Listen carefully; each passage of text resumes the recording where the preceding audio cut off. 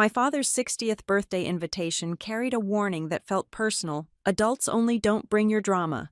Yet, at exactly 8:17 in the evening, as the room toasted our perfect family, my phone vibrated. It was security calling me directly. The guard told me my family was attempting to evict a guest they claimed had no rights to be there. I looked up at my smiling sister and realized that tonight, the drama finally had a rightful owner. My name is Addison Watson, and for the last 13 years, my family has treated my existence like a clerical error they were too polite to correct in public. I learned early on that in the Watson household, love was not an unconditional resource. It was a currency, traded for compliance and accumulated through prestige. My father, Grant Watson, did not build a commercial real estate empire across the American South by being soft. He built it by identifying liabilities and cutting them loose. When the envelope arrived at my modest duplex on a Tuesday afternoon, I knew exactly what it was before I even touched the heavy cream cardstock. The return address was embossed in gold leaf, a tactile display of wealth that felt heavy in my hand. It was an invitation to his 60th birthday party. Most daughters would feel a surge of warmth or perhaps a mild anxiety about gift shopping. I felt the familiar tightening in my chest, the somatic response of a body bracing for impact. I sat at my kitchen island, pushing aside a stack of case files from the law firm where my family believes I still work as a struggling junior associate. I slid a letter opener under the wax seal. The card was elegant, tasteful, and expensive. It invited me to join the family for a black tie celebration at the Seabrook Lantern Hotel in Charleston on December 15th. And then, there it was, printed right at the bottom in a delicate, italicized script that looked like a whisper but screamed like a siren. Adults only, don't bring your drama. I stared at the words until they blurred. To an outsider, it might have looked like a standard request for a sophisticated evening, a polite way of saying no toddlers running underfoot, no crying babies during the toasts. But I knew the lexicon of the Watson family better than anyone. This was not a general rule. This was a targeted strike. In my father's world, drama was not a behavior.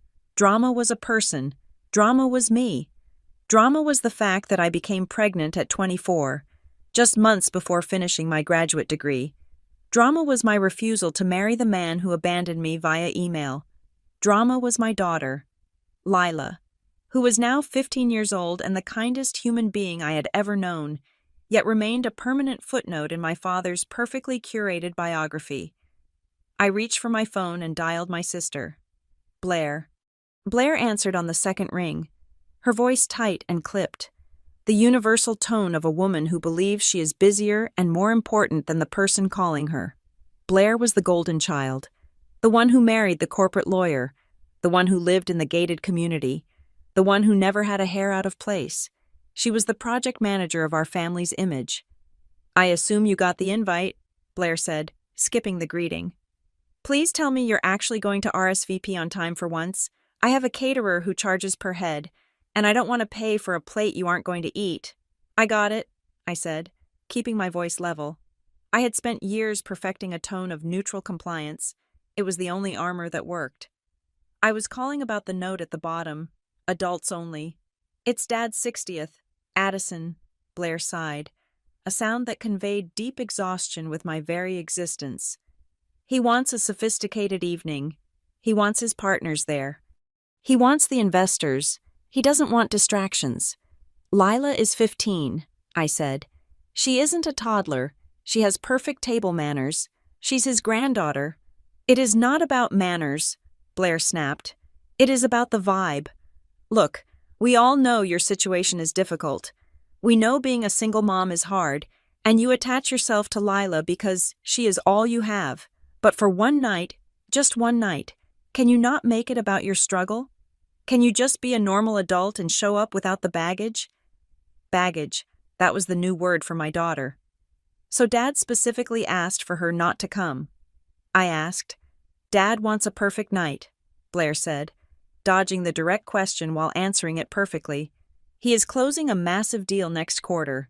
Appearance is everything. Having a teenager moping in the corner reminds everyone that things in this family aren't perfect. Just get a sitter. Addison. If you can't afford one, I will Venmo you the cash. Seriously. Do not bring your drama to the Seabrook. This venue is exclusive. I know the venue, I said softly. I doubt that. She laughed. A sharp, brittle sound. It's a boutique hotel, very high-end. I had to pull massive strings just to get the ballroom for a Saturday in December. It is for people who appreciate luxury. Addison, just try to look the part. Okay, wear something that wasn't on a clearance rack.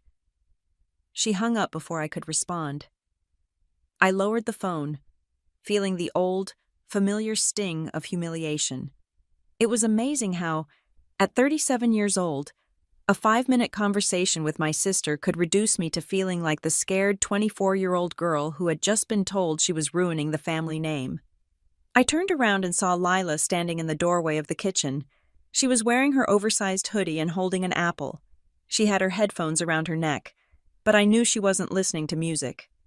Her eyes, dark and intelligent, held a resignation that no 15-year-old should ever have to possess. "I'm not invited. Am I?" she asked. It wasn't a question. It was a statement of fact. "It's an adults-only party, honey," I said, trying to force a smile onto my face. "Grandpa just wants it to be boring speeches and business talk. You would hate it." Lila took a bite of her apple and leaned against the doorframe. "Mom, you don't have to lie. I know they don't want me. Blair thinks I'm walking evidence that you messed up. It's fine." "It is not fine," I said, my voice shaking slightly. "It is," she said, shrugging. "I don't care about them. I really don't. They treat you like you're their employee, not their family. I don't want to go watch them be mean to you in a fancy dress." She walked over and hugged me. She was taller than me now. When did that happen? She smelled like vanilla shampoo and resilience. "Go to the party, eat their expensive food. Then come home, and we can watch bad movies. Just don't let them make you feel small. Mom, you're better than them." She pulled away and went back to her room, closing the door softly. I stood there in the silence of my kitchen, staring at the invitation on the counter. Adults only don't bring your drama. For 13 years, I had played by their rules. I had accepted their scraps of affection. I had allowed them to frame my life as a cautionary tale. I had let them believe that I was barely scraping by, living paycheck to paycheck, dependent on their sporadic generosity and constant judgment. I had let them believe that because it made them feel superior, and when they felt superior, they left me alone. But looking at that closed door where my daughter, my brilliant, kind, innocent daughter was forcing herself to be okay with rejection, something inside me fractured, and then it reassembled into something cold and hard. They wanted adults only fine. I would be the most adult person in the room. They didn't want drama. Too bad. I was going to bring a storm, but it wouldn't be the kind of drama they expected. It wouldn't be tears or pleas for money or emotional outbursts. It would be the kind of drama that comes with legal standing and equity. I looked at the venue name again. Seabrook Lantern Hotel. Blair thought she had pulled strings to get it. She thought she was impressed by the luxury, the exclusivity, the boutique nature of the property. She had no idea. My family thought I was a paralegal handling traffic tickets. They didn't know about the nights I spent studying for the bar exam while Lila slept in a playpen under my desk. They didn't know about the transition to injury law, or my knack for finding the devil in the details of insurance policies. They certainly didn't know about the investments. I lived in a duplex and drove a 5-year-old Honda because I chose to, not because I had to. I poured every extra dollar into a diversified portfolio that my father would have envied, had he ever bothered to ask me about my finances instead of lecturing me on them. 2 years ago, I saw an opportunity. The Seabrook Lantern was a historic property, beautiful but mismanaged, bleeding cash and drowning in operational inefficiencies. I didn't buy it alone. I wasn't that wealthy, but I formed a syndicate. I brought in 2 silent partners who trusted my vision. We bought the debt, restructured the management, and renovated the entire property. I wasn't just a guest. I wasn't just the black sheep daughter. I was the managing partner. I owned the building. I signed the paychecks. The general manager reported to me, the head of security, a man named Marcus Hale who took his job very seriously, reported to me. Blair had booked her party at my hotel. She had signed a contract that I had drafted. She was paying a deposit that went into a bank account I controlled. A slow, cold smile spread across my face. It was the first time I had smiled regarding my family in years. I picked up the invitation. The cardstock felt different now. It didn't feel like a summons. It felt like a warrant. They wanted to play a game of status. They wanted to flex their power and exclude the one person who mattered most to me. They wanted to display their perfect life at the Seabrook Lantern Hotel. They were walking right into the lion's den. And they were bringing the meat. I would go. I would wear the gown. I would sip the champagne. And I would bring Lila. Not to the party. I wouldn't subject her to their sneers, but to the hotel. She would stay in the owner's suite, the penthouse that Blair didn't even know existed because it wasn't listed on the booking sites. Lila would order room service and watch movies on a screen the size of a wall, knowing that her mother owned the roof over her head. And if they tried to stop me, if they tried to shame me, if they tried to treat me like the poor, unfortunate Addison Watson, who needed to be managed, I folded the invitation in half, creating a sharp, decisive crease. It looked like a judge's gavel coming down. December 15th would not be a birthday party. It would be an arraignment, and I couldn't wait to see the look on my sister's face when she realized that in my house, I made the rules, to understand why I bought the hotel. You have to understand the specific texture of the silence that descended upon my life 13 years ago. It was not a violent silence. There was no shouting, no breaking of china, no dramatic disowning in the rain. In the Watson family, we do not raise our voices. We simply lower the temperature until the unwanted element freezes to death. I was 24 years old. I was 3 months away from finishing a master's degree in public policy that I had pursued solely because my father thought it sounded respectable on a bio, and I was pregnant.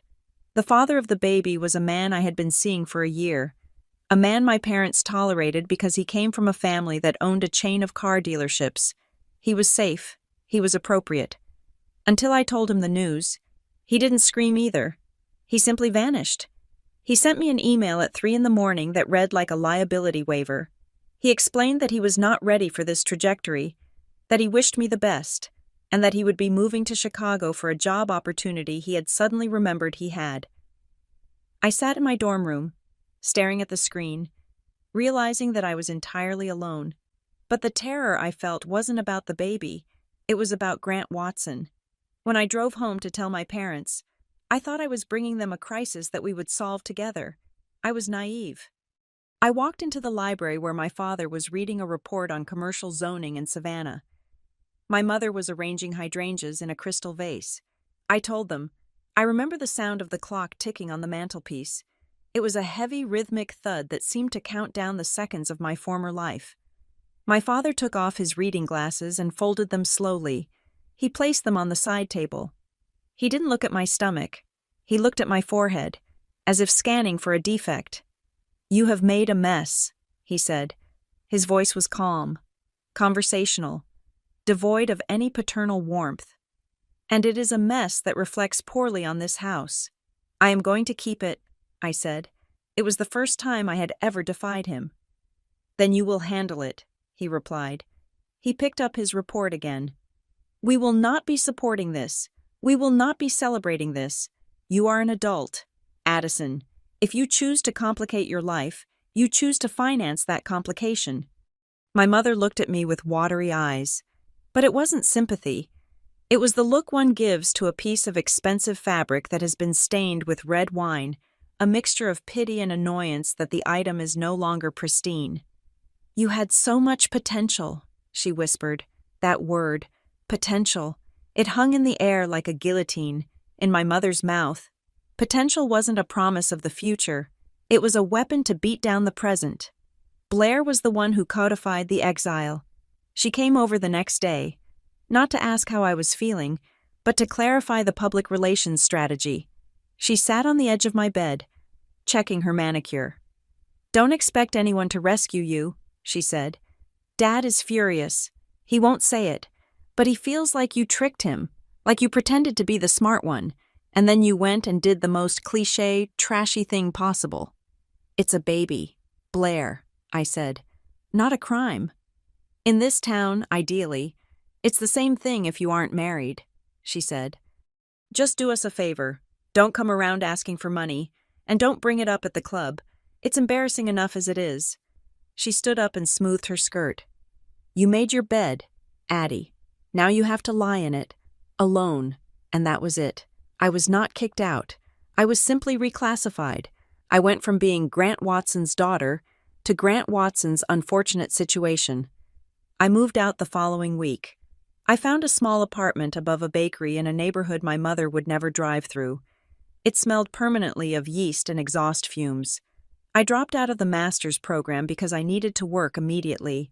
I got a job as a receptionist at a small legal office, answering phones and filing papers for $14 an hour. The first few years were a blur of exhaustion that settled deep in my bones. I learned the specific math of poverty. I learned that you buy the big bag of rice because it is cheaper per ounce, even if it means you can't afford meat that week. I learned that sleep is a luxury item. I learned to change a diaper on the passenger seat of a car in under 30 seconds. But the hardest part wasn't the money. It was the way my family watched me. They didn't cut me off completely. That would have looked bad. Appearance was everything, after all. So they invited me to Thanksgiving. They invited me to Christmas Eve. But I was there as a prop. I was the cautionary tale. I would sit at the far end of the table, wearing a dress I had bought at a thrift store and carefully tailored myself, while Blair held court about her husband's new firm or her vacations to St. Bart's. They would turn to me, smiles tight, and ask, "And how is everything? Is the job going well?" They asked in a tone that expected the answer to be pathetic. They wanted me to say I was struggling. They wanted me to look tired. They needed my failure to validate their success. It made them feel benevolent to have the poor relation at the table, eating their turkey. And Lila was the collateral damage I could never forgive them for. When Lila was born, my mother sent a card. Inside was a check for $500. No note. No welcome to the world. Just the check. It felt like a settlement offer. As Lila grew, she became this bright, curious, joyful creature who loved to draw and ask questions about how clouds worked. But when we visited my parents, she learned to shrink. Children are perceptive. They know when they are being tolerated rather than celebrated. My father would pat her on the head like one pets a stray dog one is afraid might have fleas. "Hello, child," he would say, before turning back to his conversation with Blair. He never asked to see her report card. He never came to a dance recital. He never put her picture on his desk. My mother would buy her gifts, but they were always impersonal. A generic doll, a sweater that was the wrong size, gifts bought by an assistant.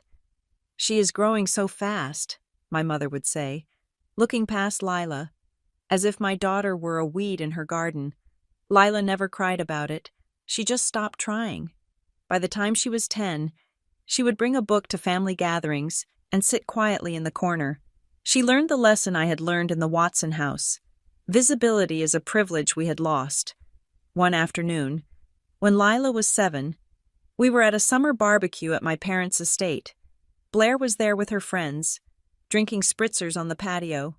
I was inside, helping the catering staff clear some plates because I felt uncomfortable just sitting there. I heard Blair's voice drifting through the open window. She was telling a story to a woman I didn't know. "Oh, it was tragic. Really," Blair was saying, her voice dripping with performative sympathy. "She had the world at her feet, and then, well, one bad decision ruins everything. We try to help, of course, but you know how it is. Some people just don't have the drive to stay on top. It breaks Dad's heart, seeing her struggle like that. But what can you do? She chose that life." I stood there, holding a stack of dirty china, feeling the heat rise up my neck. They weren't just ashamed of me, they were using my life as social currency. I was the story that made them look noble for keeping me around. I was the shadow that made their light shine brighter. I wanted to walk out there and smash the plates on the patio stones. I wanted to scream that I was working 60 hours a week, that I was raising a brilliant child without a cent of their help, that I was exhausted but I was not broken. But I didn't. I took a breath. I carried the plates to the kitchen. I washed my hands. That was the moment I understood the rules of the game. If I fought them, if I caused a scene, if I screamed about fairness, I would only prove them right. I would be the drama. I would be the hysterical, unstable single mother. I would be lacking class. They valued control. They valued composure. They valued success. But only the kind of success that they authorized. If I wanted to win, I had to stop looking for their approval. I had to stop waiting for them to wake up and love me. That wasn't going to happen. I realized then that my obscurity was my greatest asset. They didn't look at me closely because they assumed there was nothing to see. They assumed my life was small, flat, and desperate. So, I decided to let them keep that assumption. I went back out to the patio. I smiled a small, tired smile. I sat down and drank my iced tea. When they asked how I was, I gave them exactly what they wanted. "It's hard," I said softly, "but we are getting by." I saw the satisfaction settle in their eyes. They relaxed. The world was in its proper order. Addison was struggling. Blair was thriving. Grant was the patriarch holding it all together. I let them have their victory. I let them stamp failure on my forehead. I let them treat me like a charity case. Because while they were busy pitying me, they weren't watching me. They didn't see me studying at night. They didn't see me reading the fine print on contracts.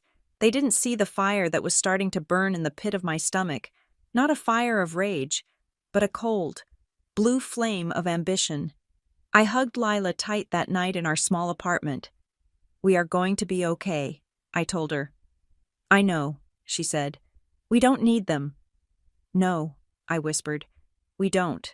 But one day, they are going to wish they needed us." That was the vow I made. I would build my own empire, brick by silent brick. I would do it in the shadows where they couldn't see me.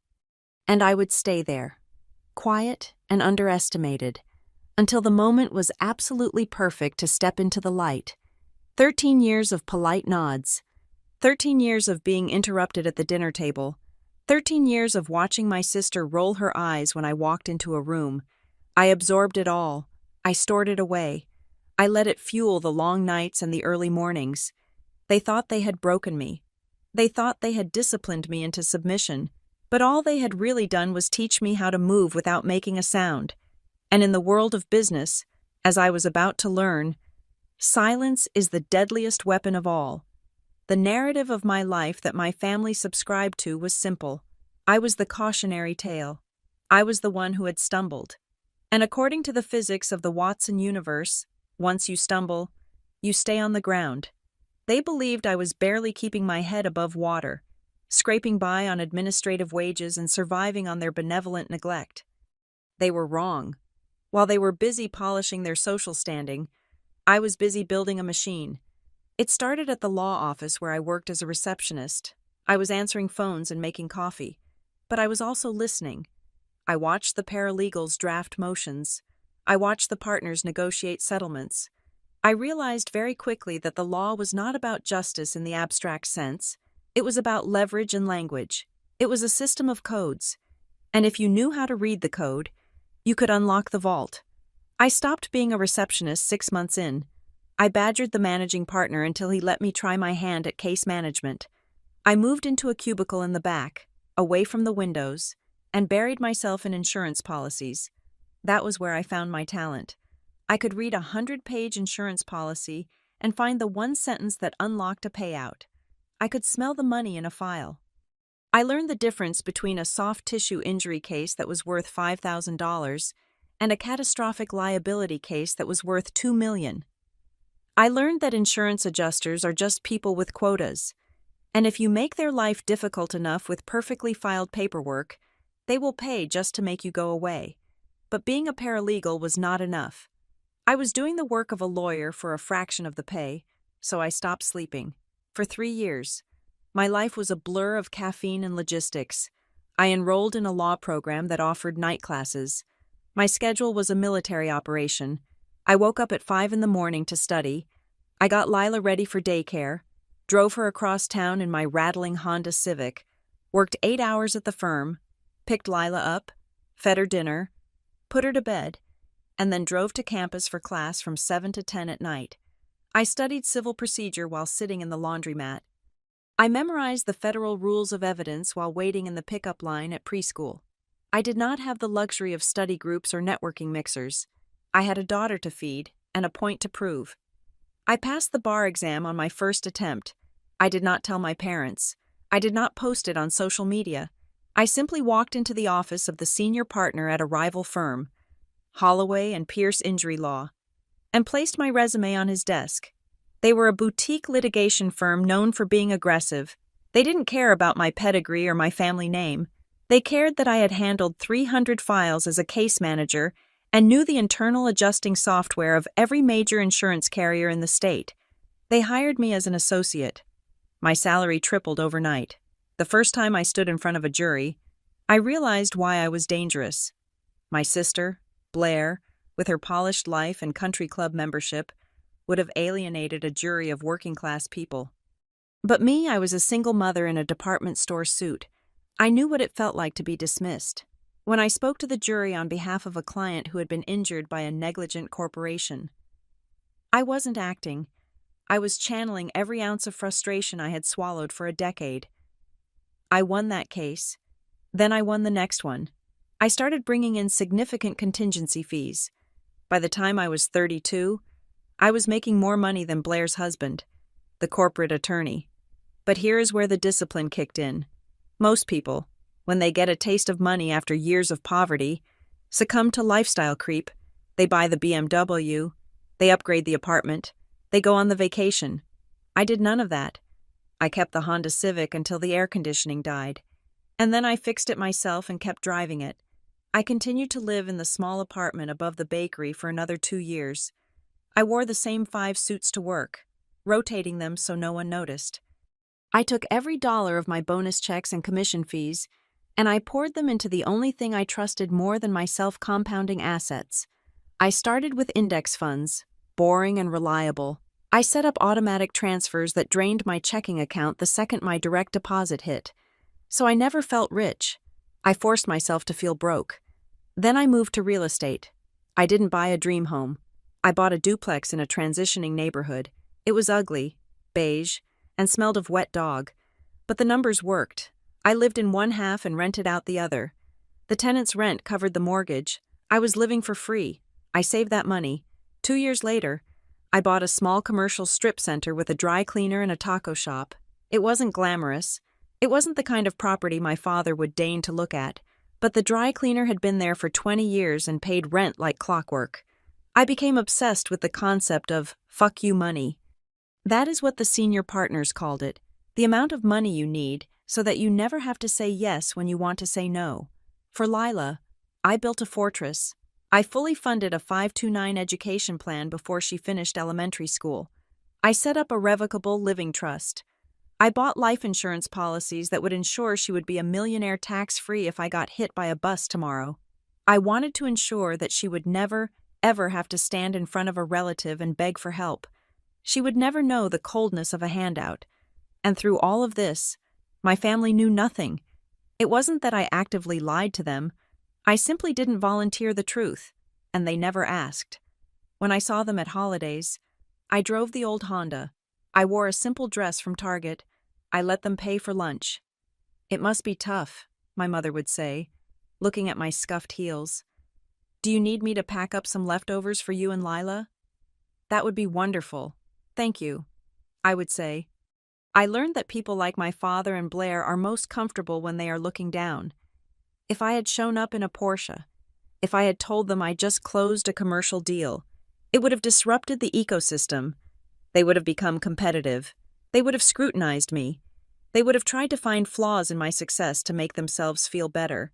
By playing the role of the struggling single mom, I became invisible to them, and in that invisibility, I was free. I could build my wealth without their judgment. their advice, or their jealousy. I realized that I didn't need their respect. I needed their underestimation. Then came the Seabrook Lantern. I was late one night, scrolling through commercial listings while Lila was asleep. I wasn't looking for a hotel. I was looking for another multifamily unit. But the algorithm threw up a listing for a boutique hotel on the coast of South Carolina. The price was suspiciously low. I dug into the prospectus. It was a classic case of mismanagement. The owners were a group of dentists from Atlanta who thought owning a hotel would be fun. They had no idea how to run hospitality. They were bleeding money on overhead. Their occupancy rates were 40%, and they were desperate to unload the asset before the end of the fiscal year. But I looked at the location. It was oceanfront in a market where zoning laws made it impossible to build new hotels. I looked at the bones of the building. It was historic, charming, and structurally sound. I saw the potential that my father, ironically, would have seen if he weren't so obsessed with new construction. This wasn't just an investment. This was a level jump. This was the difference between being a landlord and being a magnate. I flew down to Charleston on a Tuesday, taking a sick day from the firm. I walked the property. I saw the peeling paint, the bored staff, the dusty lobby, but I also saw the view from the rooftop. I saw the way the light hit the water. I sat in the lobby and drafted a business plan on a napkin. I called two of my wealthiest clients men who had won settlements in the 8 figures and trusted me implicitly. I found something, I told them. It is distressed, it is ugly, and we are going to make a killing. We formed an LLC. I put in every cent of liquid cash I had, leveraging my other properties to the hilt. It was the biggest risk of my life. If this failed, I was back to zero. We closed the deal in 30 days. I didn't tell my father. I didn't tell Blair. Why would I to them? I was just Addison, the paralegal, or maybe a junior lawyer. They weren't quite sure who lived in a duplex and drove a beater. When the deed was recorded, I didn't feel like celebrating with champagne. I felt a quiet, steely resolve. I had crossed a line. I was no longer just surviving. I was an owner. I stood in the center of the ballroom of the Seabrook Lantern, the very ballroom where my father would later hold his party, and I looked at the dusty chandeliers. I am going to make you shine, I whispered to the room. It was a promise to the building, but it was also a promise to myself. I had played the long game. I had eaten humble pie for 13 years.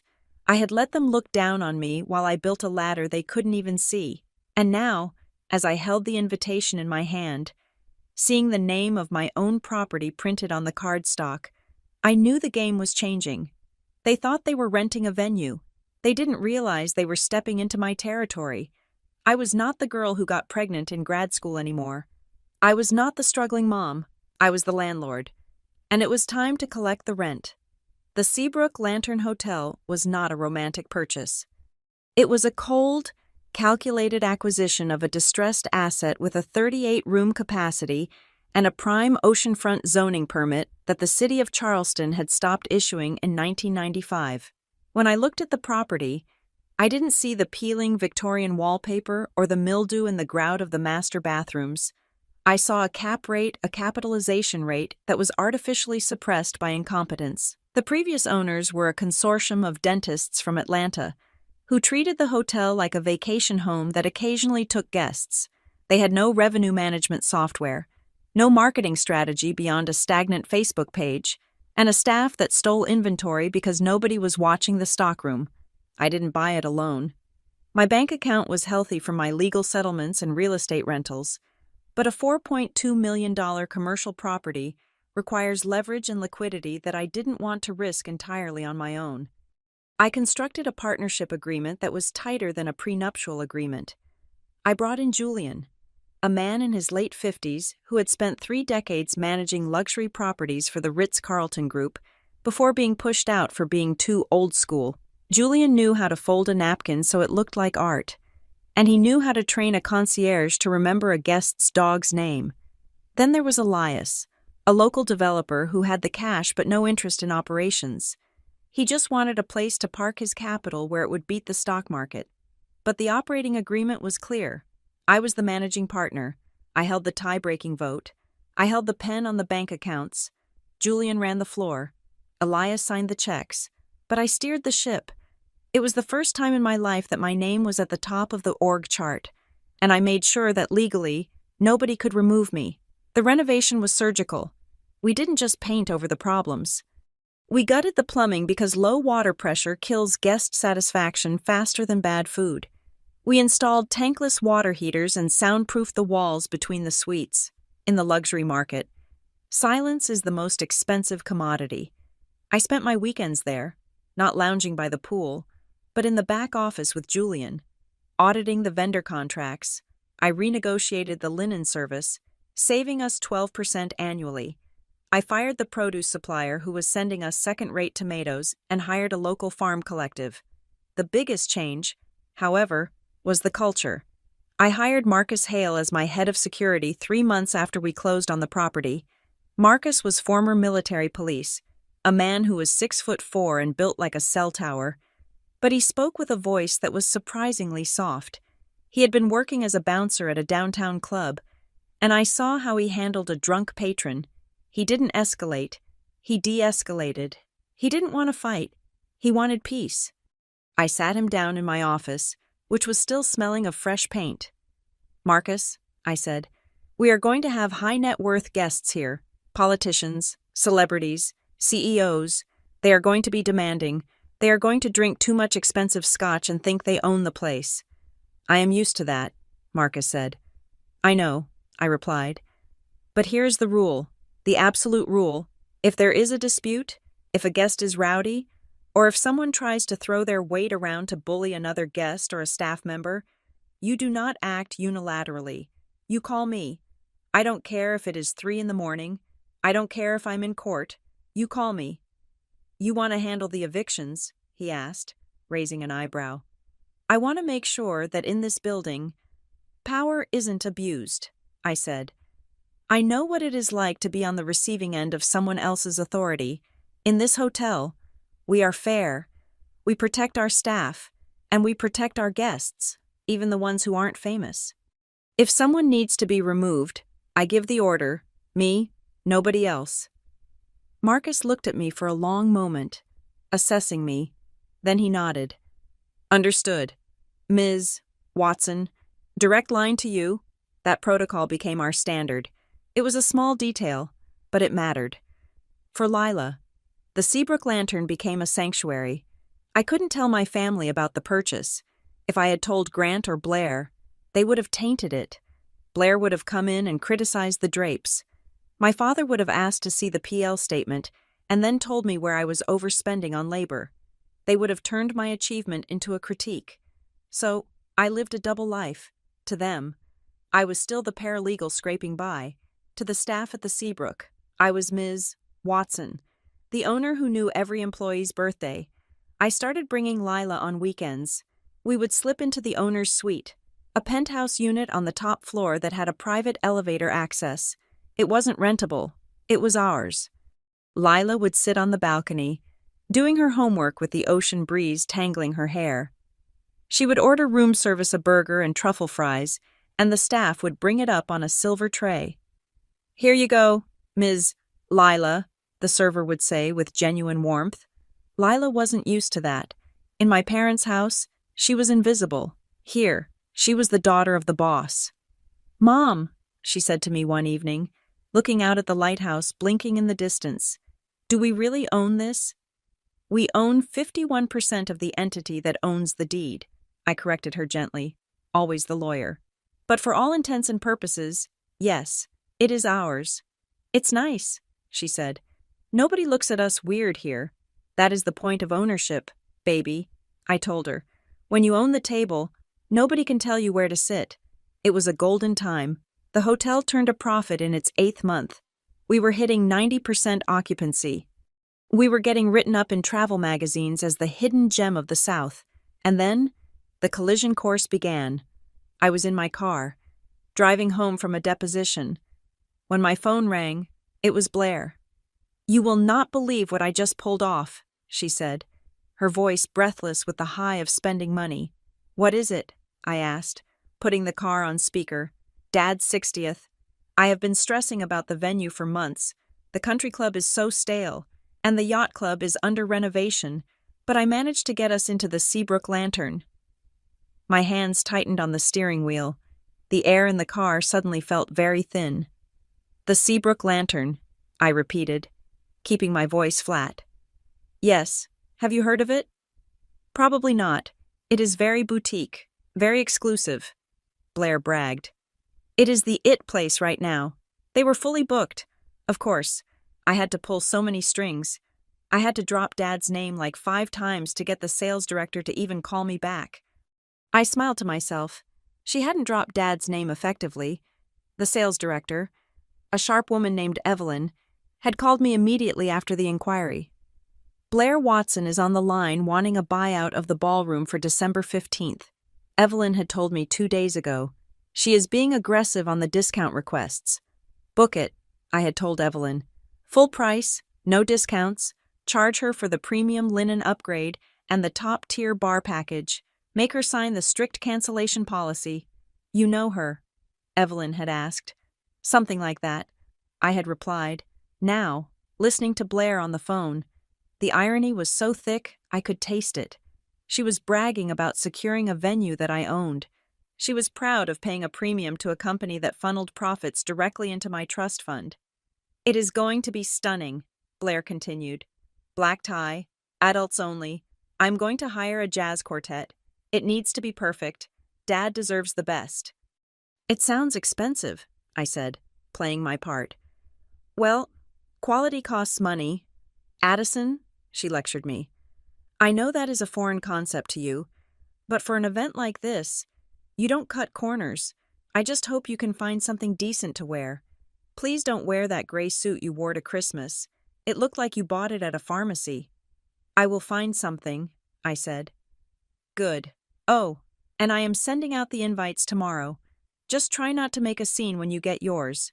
Okay, it is going to be a very specific guest list. I understand, I said. Great. I have to go. The florist is calling me back. I have to make sure they can source white orchids. Dad hates lilies. She hung up. I drove in silence for a mile, my heart hammering against my ribs like a trapped bird. Not out of fear, out of anticipation. Blair had just invited the entire Watson hierarchy to step onto my chessboard. She thought she was the hostess. She thought she was the queen of the evening. She had no idea that she was renting the castle from the peasant she had spent a decade mocking. I turned into the driveway of my duplex. I looked at the modest siding and the overgrown bush by the porch. It was a good disguise. It had served me well, but the Seabrook Lantern was waiting. I pulled out my phone and texted Evelyn, my general manager. Did the contract for the Watson event get signed? The reply came back 10 seconds later. Signed and deposit paid. Wire transfer cleared this morning. $50,000 non-refundable. I texted back. Excellent. Alert Marcus. I want full security detail that night, and block out the owner's suite for personal use. Will do. Ms. Watson. Anything else? I typed the last message slowly. Just make sure the champagne is cold. It is going to be a long night. I walked into my house, where Lila was watching TV on the couch. Hey, Mom, she said. You look weird. Weird how? I asked, dropping my keys on the counter. Like you know a secret, she said. I kissed the top of her head. I know a few secrets, kid, and pretty soon, everybody else is going to know them too. The trap was set. My sister had walked right into it, dragging my father and his ego along with her. They were coming to my hotel to celebrate their exclusive, drama-free life. They were paying me to host them, and on December 15th, when they tried to push me down, they were going to find out that the floor they were standing on was mine. I filled out the RSVP card with a black ink pen, the tip pressing hard enough to leave an indentation on the other side, beside the prompt that asked for the number of guests attending. I wrote the number 1. I did not add a note. I did not ask for a special meal. I simply checked the box that confirmed my attendance and slipped the card into the mail. It was a malicious act of compliance. If I had brought Lila to the party, I would have been the unruly daughter breaking the rules. If I had stayed home, I would have been the bitter daughter sulking in the corner. By coming alone, dressed appropriately, and following every single instruction on that heavy cream cardstock, I was removing their ability to villainize me. At least, that was what they thought. We arrived at the Seabrook Lantern at 4:30 in the afternoon, hours before the first bottle of champagne was scheduled to be popped. I drove my Honda into the rear service entrance. The valet staff knew my car, and they knew better than to park it out front where my sister might see it and sneer. I took Lila up the private freight elevator that bypassed the lobby entirely. We stepped directly into the owner's suite on the top floor. The suite was 2,000 square feet of oceanfront solitude. It had floor-to-ceiling windows that captured the gray December Atlantic, a kitchen stocked with organic snacks, and a media room with a projector screen. Lila dropped her backpack on the velvet sofa and looked around. She had been here before, but today the air felt different. "So," she said, picking up the remote control, "I am the secret prisoner in the tower, while the kingdom parties below." "You are not a prisoner," I said, opening the fridge to check the stock of sparkling water. "You are the VIP guest who is too exclusive for the general admission event downstairs. I ordered the chef to send up the tasting menu for you at 7. You get the filet mignon, but you don't have to listen to Grandpa give a 40-minute speech about his work ethic." Lila smirked. "Fair trade?" She walked over to the window and looked down at the event lawn where the staff was setting up heat lamps for the cocktail hour. "Mom," she asked, her voice dropping a register, "are you going to tell them tonight?" I paused, my hand resting on the marble countertop. It was the question that had been keeping me awake for 3 nights. It would be so easy. I could walk up to the microphone, tap it twice, and announce that the wine they were drinking was on the house my house. I could watch Blair's face crumble. "No," I said. "I am not going to say a word." Lila turned to look at me, confused. "Why, it would be epic. Because if I tell them, it looks like I am bragging," I explained, walking over to stand beside her. "I don't want to tell them, Lila. I want them to realize it. I want them to walk into the walls of their own assumptions and break their noses. Tonight isn't about me making a speech. It is about them revealing who they really are when they think they are in control." Lila nodded slowly. "You want them to hang themselves." "Metaphorically," I said. "I just want the truth to be the guest of honor." I left her to settle in and went to the master bedroom to change. For 13 years, I had dressed to disappear. I wore grays, beiges, and soft fabrics that didn't hold a shape. I dressed like the administrative assistant they believed me to be. Tonight, I opened the garment bag I had brought from the back of my closet. The dress was midnight blue, a shade so dark it was almost black. It was structured silk, strapless, with a sharp, architectural neckline that offered no apology. It didn't have ruffles. It didn't have lace. It fit like a sheath of steel. I paired it with diamond studs, real ones, bought with the dividends from my index funds, and heels that added 3 inches to my height. I looked in the mirror. The woman staring back wasn't the scared 24-year-old clutching a positive pregnancy test. She wasn't the tired paralegal. She was a shark who had just scented blood in the water. My phone buzzed on the vanity.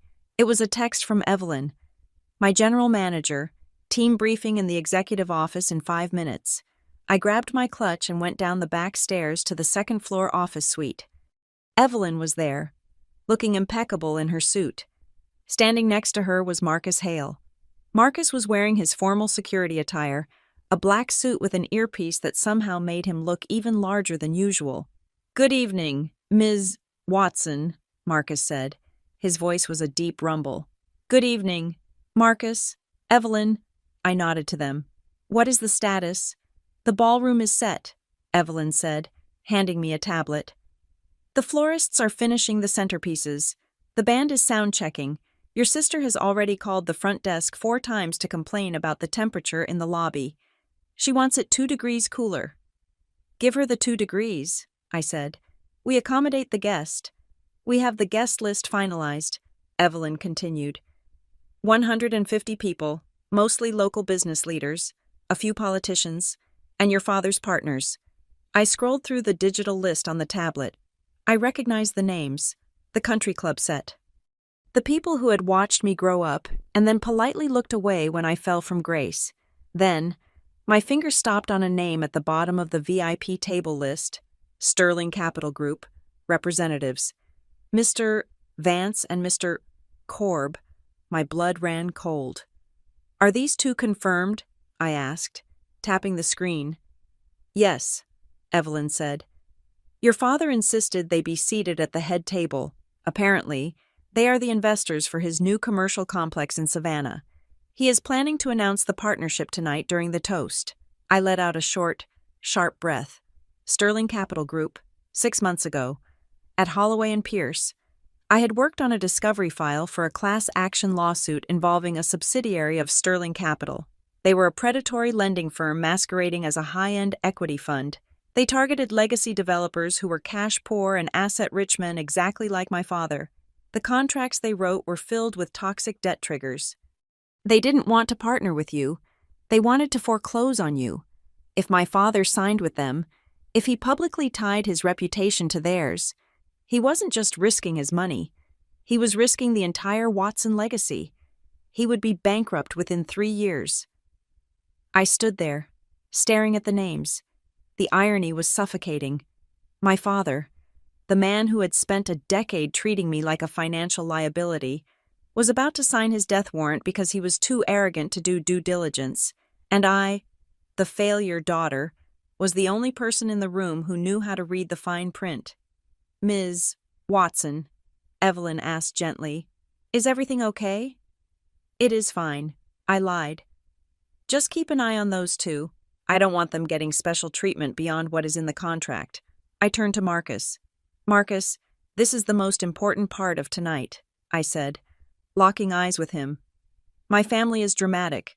They believe this hotel is their playground for the night. My sister, specifically, has a habit of trying to command staff she doesn't pay. Marcus nodded. I have briefed the team. We take orders from the management chain, not the client. There is a possibility, I said, choosing my words carefully, that my sister or my father will try to have someone removed. They might claim someone is crashing the party. They might claim someone is bothering the guests. How do you want us to handle that? Marcus asked. If they ask to remove a guest who is causing a physical disturbance, you do your job.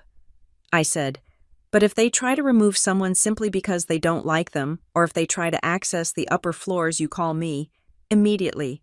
And Marcus? Yes, ma'am. Log everything. I said.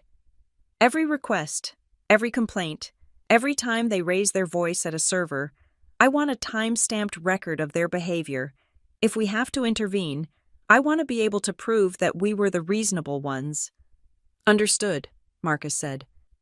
We will have the logs ready. I handed the tablet back to Evelyn. I am going back upstairs to check on Lila.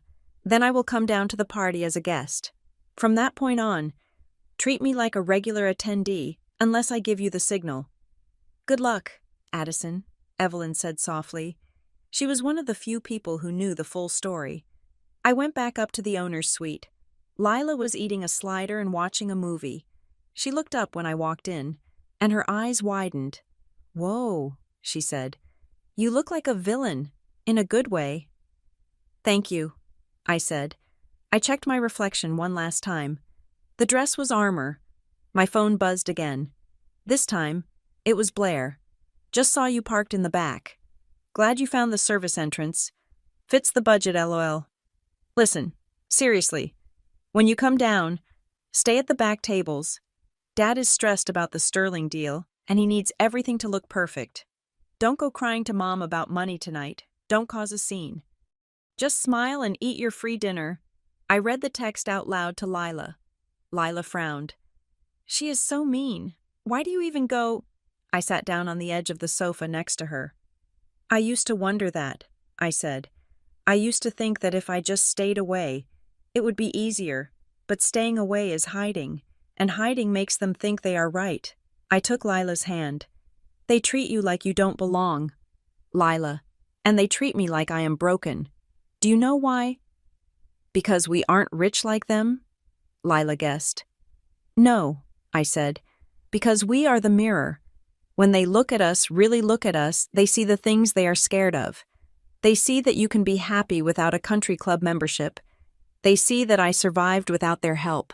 That terrifies them. If we can be okay without their permission, then their power doesn't mean anything. Lila squeezed my hand. So you are going down there to scare them. I am going down there to show them that the things they are afraid of have already arrived, I said, and to make sure they don't drag us down with their ship. I stood up. I checked the time. 7:55. The guests were seated. The speeches were about to start. I will be back before the movie ends, I promised. If you need anything, call room service. It is on the house. Go get 'em, boss, Lila said, grinning. I walked out of the suite and down the hall to the elevator. I pressed the button for the lobby level. My heart was beating a steady, heavy rhythm against my ribs. I thought about the Sterling Capital deal. I thought about my father standing on that stage, about to shake hands with vultures who would pick his bones clean. Part of me wanted to let him do it. It would be poetic justice. He would lose the estate, the club memberships, the prestige, everything he valued more than his own daughter. He would finally understand what it felt like to have nothing. But looking at the brass doors of the elevator, I realized that wasn't what I wanted. I didn't want him destroyed. I wanted him humbled. And I didn't want my inheritance, Lila's inheritance, to be eaten by a fraudulent equity firm. The elevator chimed. The doors slid open. The noise of the party washed over me, the clinking of crystal, the murmur of polite conversation, the sound of a jazz bass line, the scent of expensive perfume and roasted prime rib filled the air. I stepped out onto the marble floor of the pre-function area. I wasn't the paralegal tonight. I wasn't the single mom looking for a handout. I was the owner inspecting her property, and it was time to see if my tenants were behaving themselves. The air in the ballroom was pressurized with expensive perfume and forced gaiety. I walked in, and the first thing I noticed was the sound.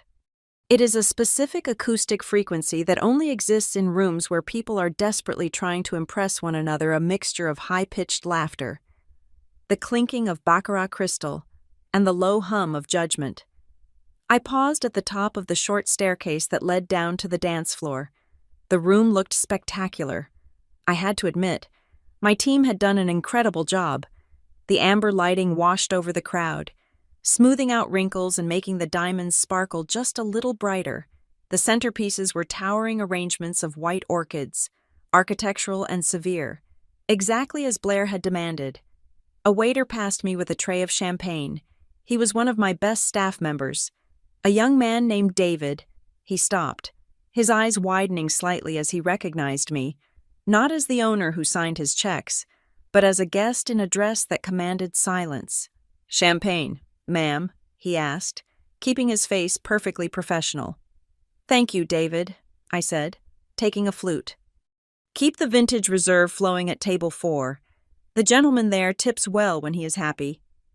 David gave me a barely perceptible nod and melted back into the crowd. I took a sip of the wine. It was cold, crisp, and tasted like victory. I began to make my way through the room.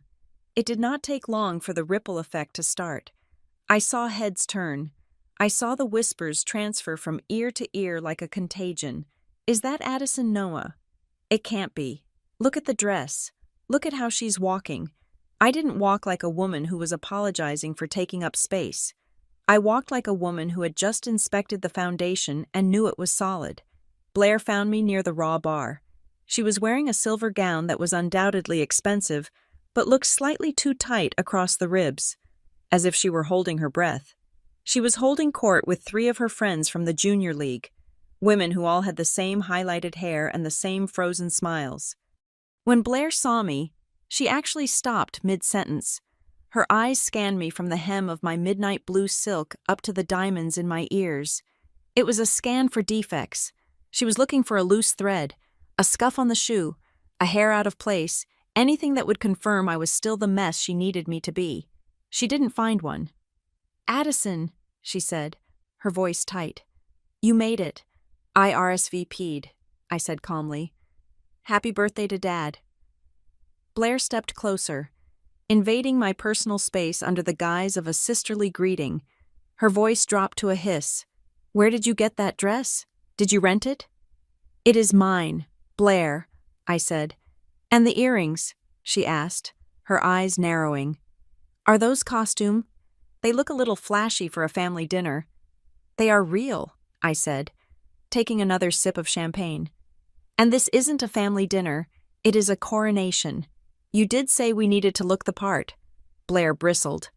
She hated that she couldn't immediately identify the designer. She hated that I wasn't cowering. "Well," she said, recovering her composure with a jagged smile, "just try to stay out of the official photos. The photographer is focusing on the core family and the partners. We don't want to confuse the branding." "Understood," I said. "I will be invisible." Before she could say anything else, my mother appeared. Diane Watson was wearing beige, blending into the background as she always did, a ghost in her own life. She looked at me with that familiar mixture of disappointment and fatigue.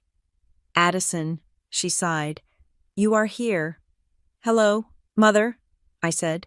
She looked around me, checking the space behind my back as if expecting an unruly teenager to pop out. "Where is the child you didn't bring her?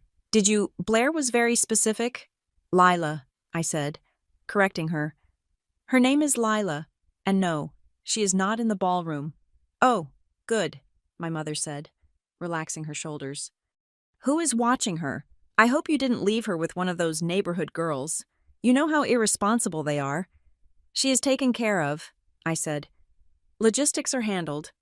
"Well, that is a relief," she said, not asking how Lila was, or what she was doing, or if she was happy. Lila was a logistical hurdle that had been cleared. "Your father is over by the stage. He is speaking with Mr. Vance. Try not to interrupt them. But if you do say hello, keep it brief. They are discussing business." I walked towards the stage. My father looked handsome in his tuxedo, holding a scotch, laughing at something a short, balding man had just said. The man was Vance, one of the partners from Sterling Capital. Standing next to him was Corb, younger, slicker, wearing a watch that cost more than my first apartment. My father saw me approaching. His smile didn't fade, but it changed. It went from the warm, expansive smile he used for peers to the tight, tolerant smile he reserved for subordinates. "Ah, and here is my youngest," he announced, gesturing to me with his glass. "Addison." Vance turned to me, his eyes glassy with drink. "The famous Addison. Your father tells us you are in the legal field." "I am," I said, extending my hand. "It is a pleasure." "Addison does administrative work," my father interjected quickly, cutting off any assumption that I might be important. "She works for a firm downtown, filing, research, that sort of thing, keeps the lawyers organized, right?" He patted my shoulder, a heavy, patronizing tap that was meant to keep me down. "Something like that," I said, smiling at Vance. "I handle liabilities and risk assessment." Vance laughed. "Well, every office needs a good organizer, keeps the wheels turning." "Exactly," my father said, turning his back on me to face Vance again. "Now, about the zoning in Savannah." I was dismissed. I was a punctuation mark in their sentence, nothing more. I drifted away from them and found myself encircled by Blair's friends. I knew them from high school. They were the girls who had never had to work a day in their lives, who had moved seamlessly from their father's houses to their husbands' houses. "Addison," one of them squealed. I think her name was Courtney. "Oh my God, you look amazing. Seriously, being a single mom actually agrees with you. You are so skinny." "Thank you, Courtney," I said. "I don't know how you do it," another one said, tilting her head with exaggerated sympathy. "Blair tells us how hard you work. Raising a teenager all by yourself, I would literally die. I have a nanny for my two, and I still feel like I am drowning." "You do what you have to do," I said. "It is so brave," Courtney said, touching my arm. "Really, to just keep going like that. We were all saying just the other day, Addison is so strong to handle all that drama alone." They didn't mean strong. They meant pitiable. They were using my struggle as a way to feel better about their own comfortable, boring lives. I was their tragedy porn. I am very lucky, I said, my voice cool. Lila is a wonderful daughter, and my life is quite full. Oh, I am sure, Courtney said, her eyes glazing over. She didn't want to hear that I was happy. That wasn't the script. Well, we should get back to our table. The speeches are starting. They fluttered away like moths in chiffon. I found a spot near a pillar, just outside the direct glare of the spotlight. The jazz band tapered off, and Blair walked onto the stage. She tapped the microphone. The feedback whined for a split second before clearing. "Good evening, everyone," she beamed. She looked radiant, the perfect hostess. "Thank you all for coming to celebrate our father, Grant Watson. 60 years of excellence." Applause rippled through the room.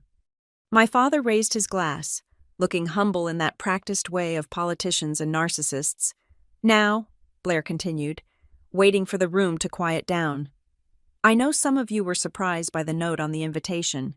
She paused for effect. A few people chuckled. "Adults only," she quoted, making air quotes with her fingers.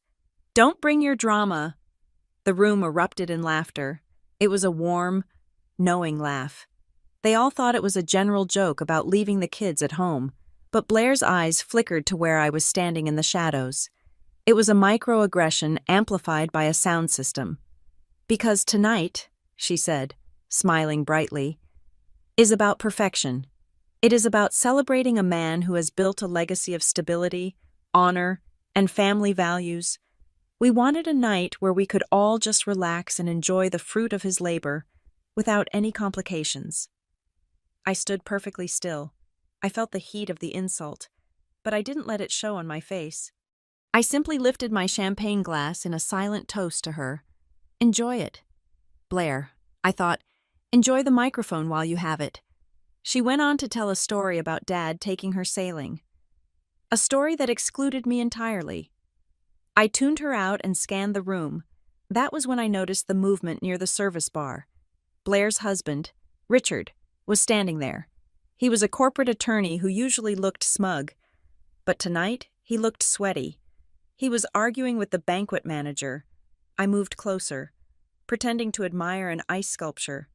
"I am telling you, run it again," Richard was hissing. "Sir, I have run it 3 times, the manager whispered back. "The card is declining. The bank has put a hold on it." "That is impossible," Richard snapped. "It is a platinum account. Call the bank. I can't deal with this right now. My wife is on stage." "We need a valid form of payment for the open bar overage, sir," the manager said firmly. "The deposit covered the food, but you are already $5,000 over the beverage estimate. If we don't get authorization, I have to close the bar." "Do not close the bar," Richard whispered furiously. "Do you know who we are? Just tab it. I will sort it out Monday." "I can't do that, sir. House policy." Richard raked a hand through his hair. He looked like a man standing on a trapdoor. I stepped back into the shadows. So, the golden couple wasn't so golden. Blair was up there talking about stability and legacy, and her husband couldn't clear a $5,000 bar tab. They were living on credit and fumes. They were leveraged to the hilt to maintain the image, while I was standing there with 0 debt and a portfolio that could buy this entire party twice over. The irony was delicious. It tasted better than the champagne. My phone vibrated in my clutch. I pulled it out, shielding the screen with my hand. It was a text from Evelyn. Alert. "A guest just approached the front desk. They are demanding a key to the owner's suite. They claim they need to use the VIP restroom and that they know it is up there." I frowned. "Who is it?" I typed back. "Blair Watson." Evelyn replied. "She just came off stage. She is screaming at the desk agent. She says she paid for the whole hotel, so she has the right to every room." My blood temperature dropped 10 degrees. Blair was coming for the suite. She was coming for the one place I had kept safe. She was coming for Lila. She didn't know Lila was there. She just wanted access. She wanted to dominate the space. But if she went up there, if she opened that door and found my daughter eating a slider and watching a movie in the penthouse, she would turn it into a scene. She would humiliate Lila. She would drag my daughter down to the ballroom and present her as evidence of my disobedience. I looked across the room. Blair was nowhere to be seen. She must have slipped out the side door right after her speech while Richard was arguing about the credit card. I typed a reply to Evelyn. Hold her at the desk. Do not give her a key. Site policy. I am on standby. She is threatening to call her father. Evelyn typed. She is saying she will have the staff fired. I looked at the stage. My father was now up there, taking the microphone. He was basking in the applause. He looked invincible. Let them try. I slid my phone onto the table. Face down. I picked up my glass.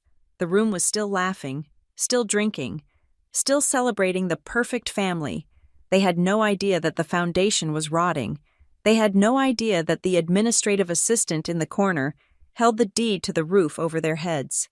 Blair wanted to check the owner's suite fine. She was about to find out who the owner really was. I took a slow breath, centering myself. The time for hiding was over. The time for observation was finished. I wasn't going to start the drama, but I was certainly going to finish it. The atmosphere in the ballroom had shifted. The jazz band was playing a slow, mournful cover of a standard, and the waiters were clearing the salad plates with the silent efficiency I had paid for. I was standing near the periphery of Table 6, watching my father charm the representatives from Sterling Capital. He was laughing too hard at their jokes. It was painful to watch. He looked like a man trying to sell a used car to a mechanic who already knew the engine was blown. I was just about to signal the server to refill my water when the air pressure beside me changed. It wasn't a physical touch, but a sudden, violent intrusion into my personal space. I turned to see Blair. She was no longer the composed hostess who had given the toast 10 minutes ago. Her face was flushed, her eyes were wide and hard, and she was vibrating with a rage she was struggling to contain. She held a glass of white wine in one hand, and her knuckles were white against the stem. "You," she hissed. It was a low, venomous sound that barely carried over the music, meant only for me. "Me," I replied, keeping my voice steady. "Is there a problem with the service, Blair?" The salad looked fresh. "Don't play dumb with me," she snapped, stepping closer. Her perfume, something floral and cloying, was overwhelming. I just spoke to the room service manager. I saw the ticket on his tablet, a burger and truffle fries, delivered to the owner's suite. She paused, waiting for me to crumble. I took a sip of my champagne. "And?" I asked. "And?" she continued, her voice rising half an octave. "I asked who it was for. He said it was for the young lady in the penthouse." "The young lady?" She leaned in, her face inches from mine. "You brought her. You actually brought her."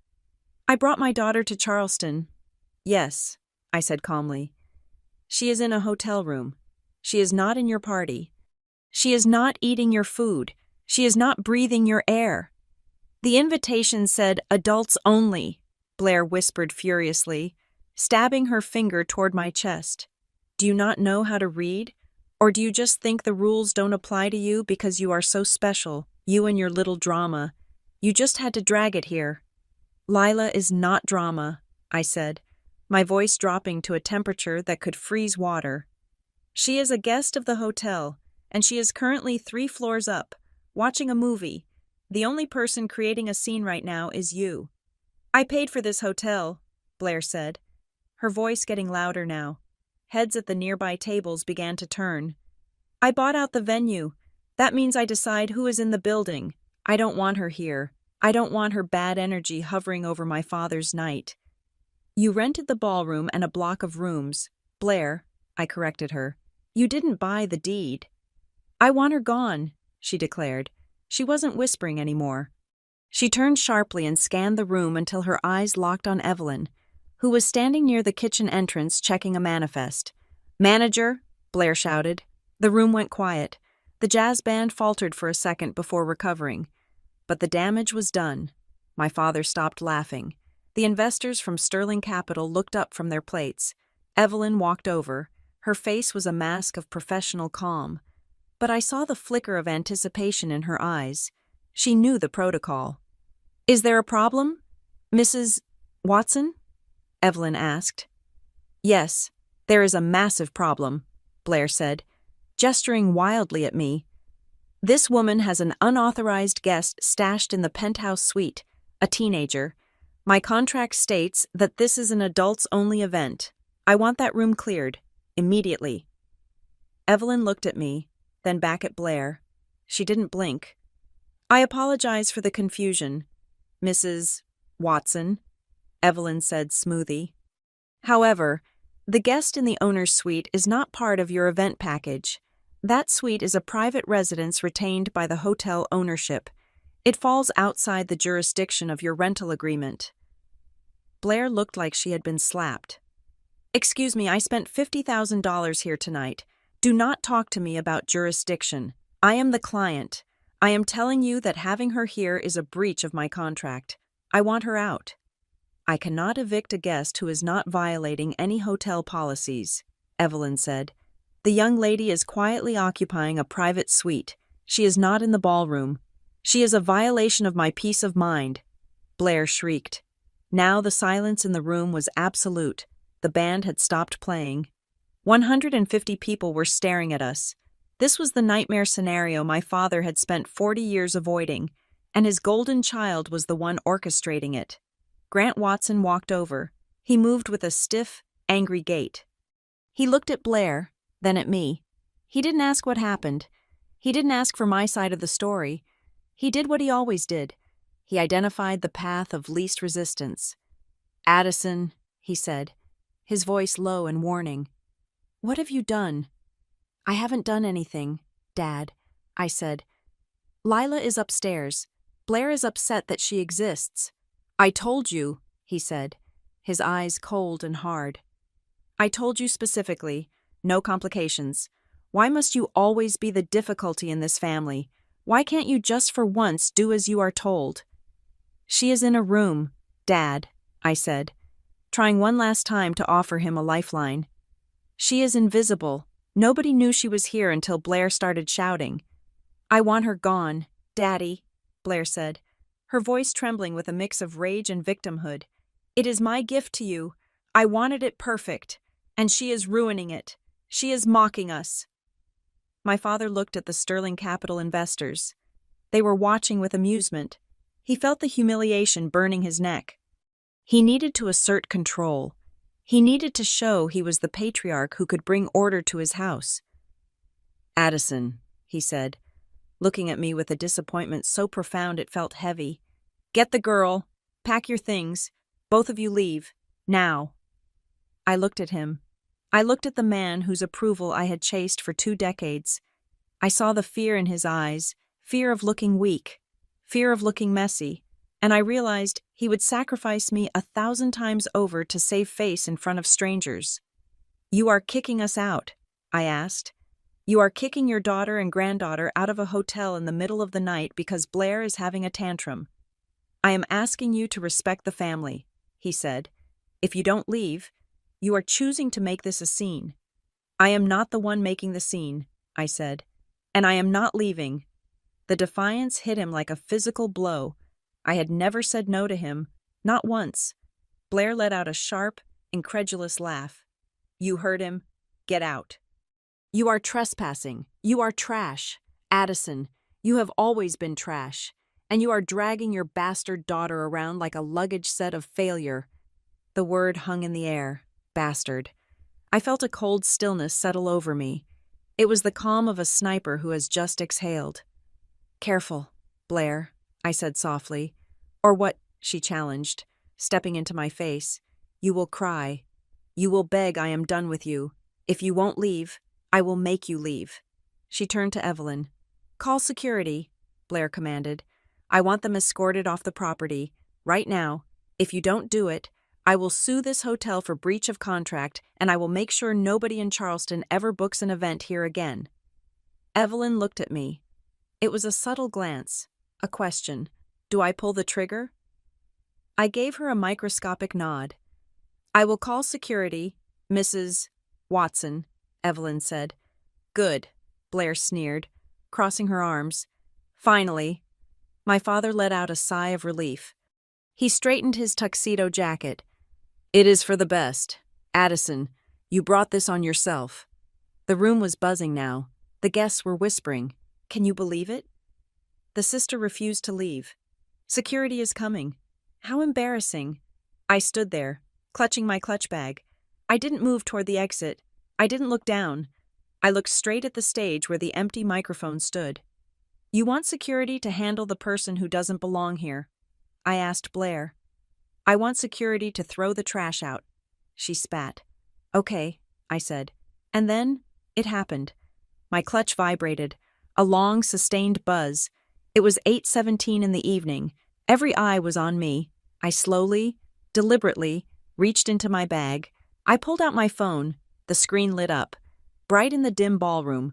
The caller ID didn't say unknown. It didn't say spam. It said, Head of Security. I looked at the phone. I looked at Blair. I looked at my father. You better answer that, Blair mocked, thinking it was my babysitter or a debt collector. It is probably bad news. I swiped the green button. I lifted the phone to my ear. This is Addison, I said into the silence of the room. Marcus's voice came through the speaker, clear, calm, and professional. Ms. Watson, he said, I have received a request from the event host to initiate an eviction protocol for an unauthorized guest in the owner's suite. They are claiming the individual has no right to be on the premises. I am aware of the request, Marcus, I said. What is the status? I have my team standing by at the ballroom doors, he said. We are awaiting your order. Who would you like us to remove? I looked at Blair. She was smiling, a cruel, victorious smile. She thought the security guard was calling me to tell me to get out. She thought she had won. Come inside, Marcus, I said. We have a situation that requires the managing partner's attention. Copy that, Ms. Watson, coming in. I lowered the phone. The doors at the back of the ballroom swung open with a heavy thud. Marcus walked in. He was flanked by 2 other security officers. They were not wearing the generic blazers of rental security. They were wearing the tactical, tailored suits of high-end protection. They didn't walk toward me. They didn't walk toward the exit. They walked straight toward the group of us standing by table 6. Blair turned to see them. Her smile widened. Finally, she said to Marcus. She is right here. Grab her. And make sure you get the kid upstairs, too. Marcus stopped 6 feet away.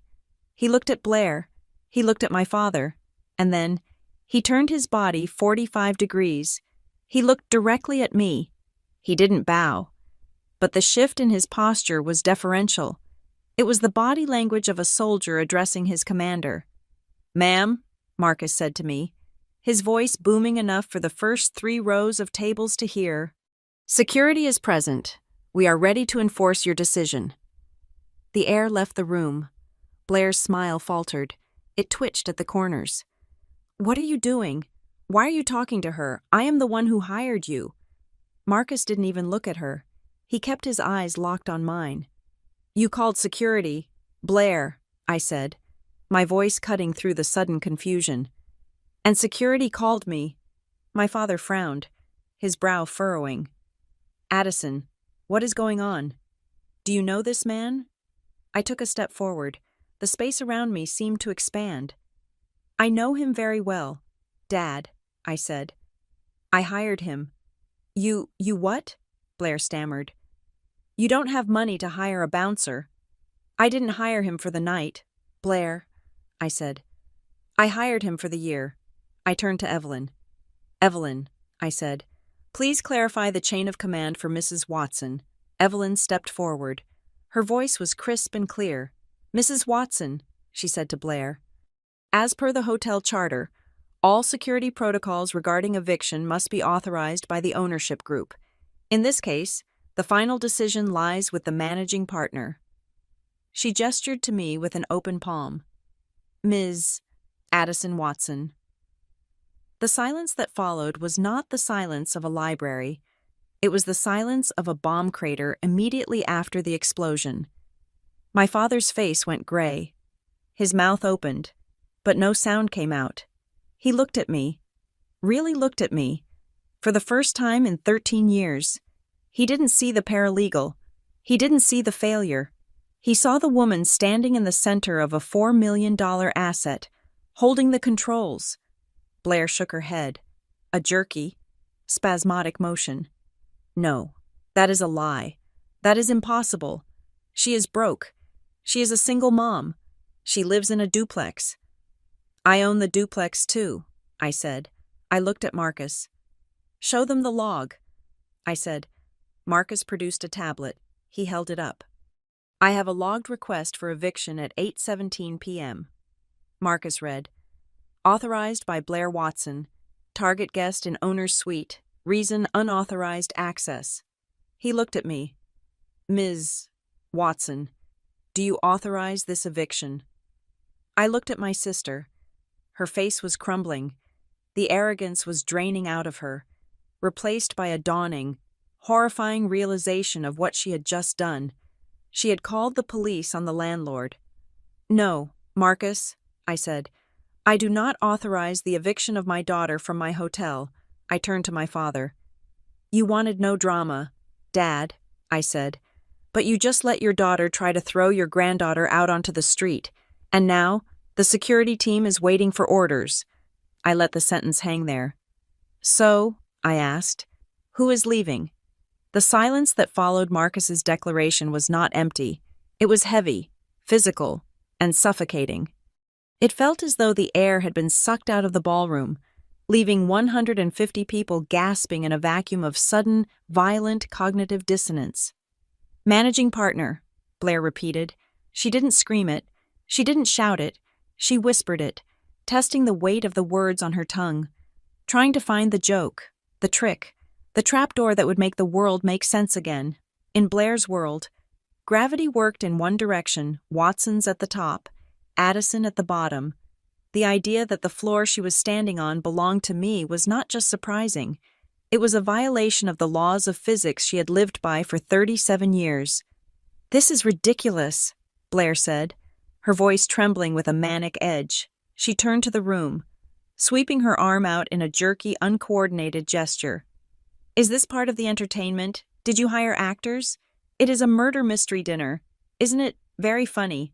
Addison, you almost had me. She looked at our father, her eyes wide and desperate. Dad, tell her to stop. It is embarrassing. She is making a fool of herself. Grant Watson did not speak. He was staring at Marcus Hale. My father was a businessman. He knew how to read men. He knew that men like Marcus, men with military posture and earpieces and eyes that didn't blink, did not participate in skits. He knew that the security detail flanking us wasn't rented for a party. It was permanent. It was structural. It is not a joke, Mrs. Watson, Evelyn said.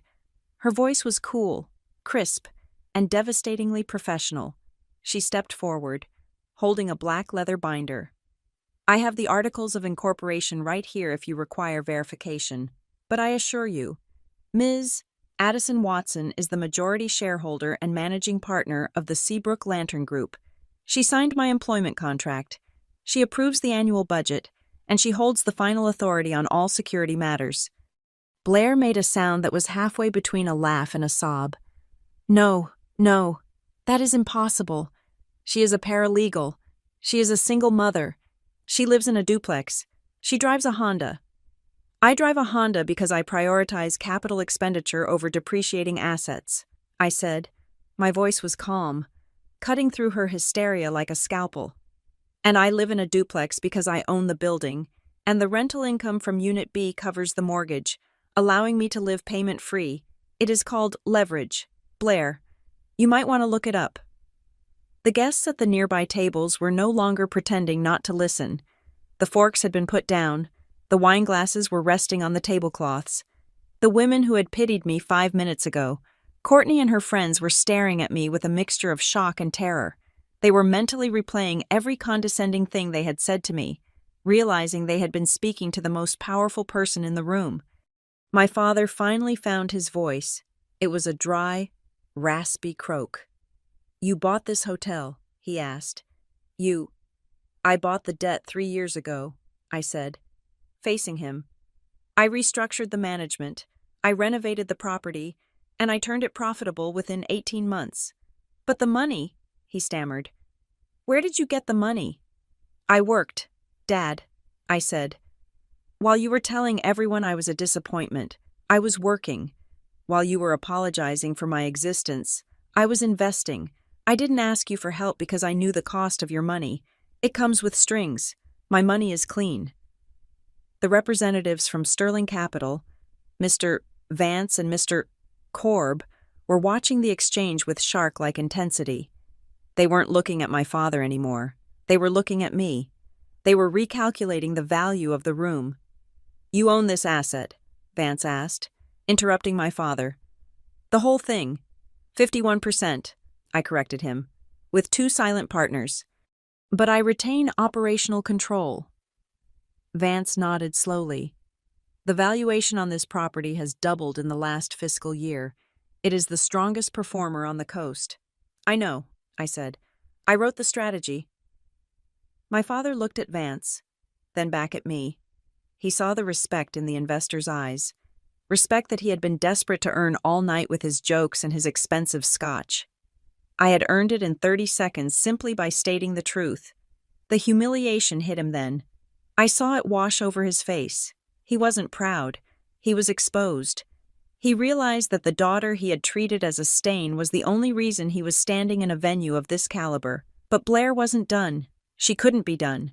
If this was true, her entire identity, the successful sister, the golden child, the benevolent queen, was a lie. She needed to find a flaw. She needed to find a way to make me wrong. You are lying about the eviction, she shrieked, pointing a shaking finger at Marcus. You just said there was a request to evict. You said someone was breaking the rules. If you are the owner, then who is breaking the rules? Who is the drama? Marcus didn't flinch. He looked at me for permission. I nodded. He lifted the tablet again. He tapped the screen and turned it around so that Blair, my father, and the entire front row could see it. The eviction request was logged at 8:17 p.m., Marcus stated, his voice devoid of emotion. The request was made by the event host. The specific instruction was to remove a 15-year-old girl from the owner's suite. The reason cited was unauthorized access and disturbance of peace. He swiped the screen. However, Marcus continued, we have a digital log of the requester's signature on the event incident form. The request was not made by hotel management. It was made by the client. He zoomed in on the signature at the bottom of the digital form. It was a jagged, angry scrawl, but the name was unmistakable. Blair Watson. You tried to evict your own niece, I said softly. The room went deathly silent. You knew she was up there, I said, stepping closer to Blair. You found out Lila was in the building, quietly watching a movie, bothering no one. And instead of ignoring her, instead of letting her be, you called security. You wanted to drag a 15-year-old girl out of her room in the middle of the night. You wanted to put her on the street. She wasn't supposed to be here, Blair cried, tears of frustration streaming down her face. The invite said, adults only. She ruined the aesthetic. She is a child, Blair, I said, my voice finally rising, cracking with the anger I had held back for a decade. She is your flesh and blood. She is not a prop. She is not a flaw in your aesthetic. She is a human being, and you tried to use armed security to bully her because you are so insecure that you can't stand the thought of us existing in the same zip code as you. I turned to my father. And you, I said, you stood there. You heard her call security. You heard her say she wanted the trash taken out, and you agreed. Addison, I didn't know, my father started, looking pale. You didn't know I owned the hotel, I cut him off. But you knew Lila was your granddaughter. That wasn't enough for you. You needed to know I was a managing partner before you would treat me with basic human decency. You needed to know I had a net worth of 7 figures before you would stop my sister from abusing my child. He opened his mouth, but no words came out. He looked at the guests. They were looking down at their plates, studying the silverware. The illusion of the perfect family was gone. It lay on the floor, shattered into 1,000 sharp, ugly pieces. The invitation said, "Don't bring your drama," I said, my voice dropping back to a lethal calm. I didn't bring drama. Dad, I brought success. I brought ownership. I brought the venue you are standing in. I pointed at the tablet in Marcus's hand. That signature, I said. That is the drama. The drama is a woman so hollow she has to hurt a child to feel tall. The drama is a father so obsessed with appearance that he would sacrifice his own blood to impress two men who are trying to swindle him. My father flinched. What did you say? I said they are swindling you, I said, glancing at Vance and Corb. But we will get to that in a minute. I turned back to Blair. She was shaking, her mascara running, her silver dress looking suddenly like a costume from a cheap play. Marcus, I said. Yes, ma'am, Marcus replied, snapping to attention. The eviction request is denied, I said. The guest in the owner's suite remains. However, we do have a disturbance in the ballroom. We have a guest who is harassing management and creating a hostile environment. I looked at Blair. Blair, I said, you have two choices. You can sit down, shut up, and finish your dinner in silence, or Marcus can execute the eviction protocol. But this time, he will be escorting the person who actually caused the problem. Blair looked around the room for support.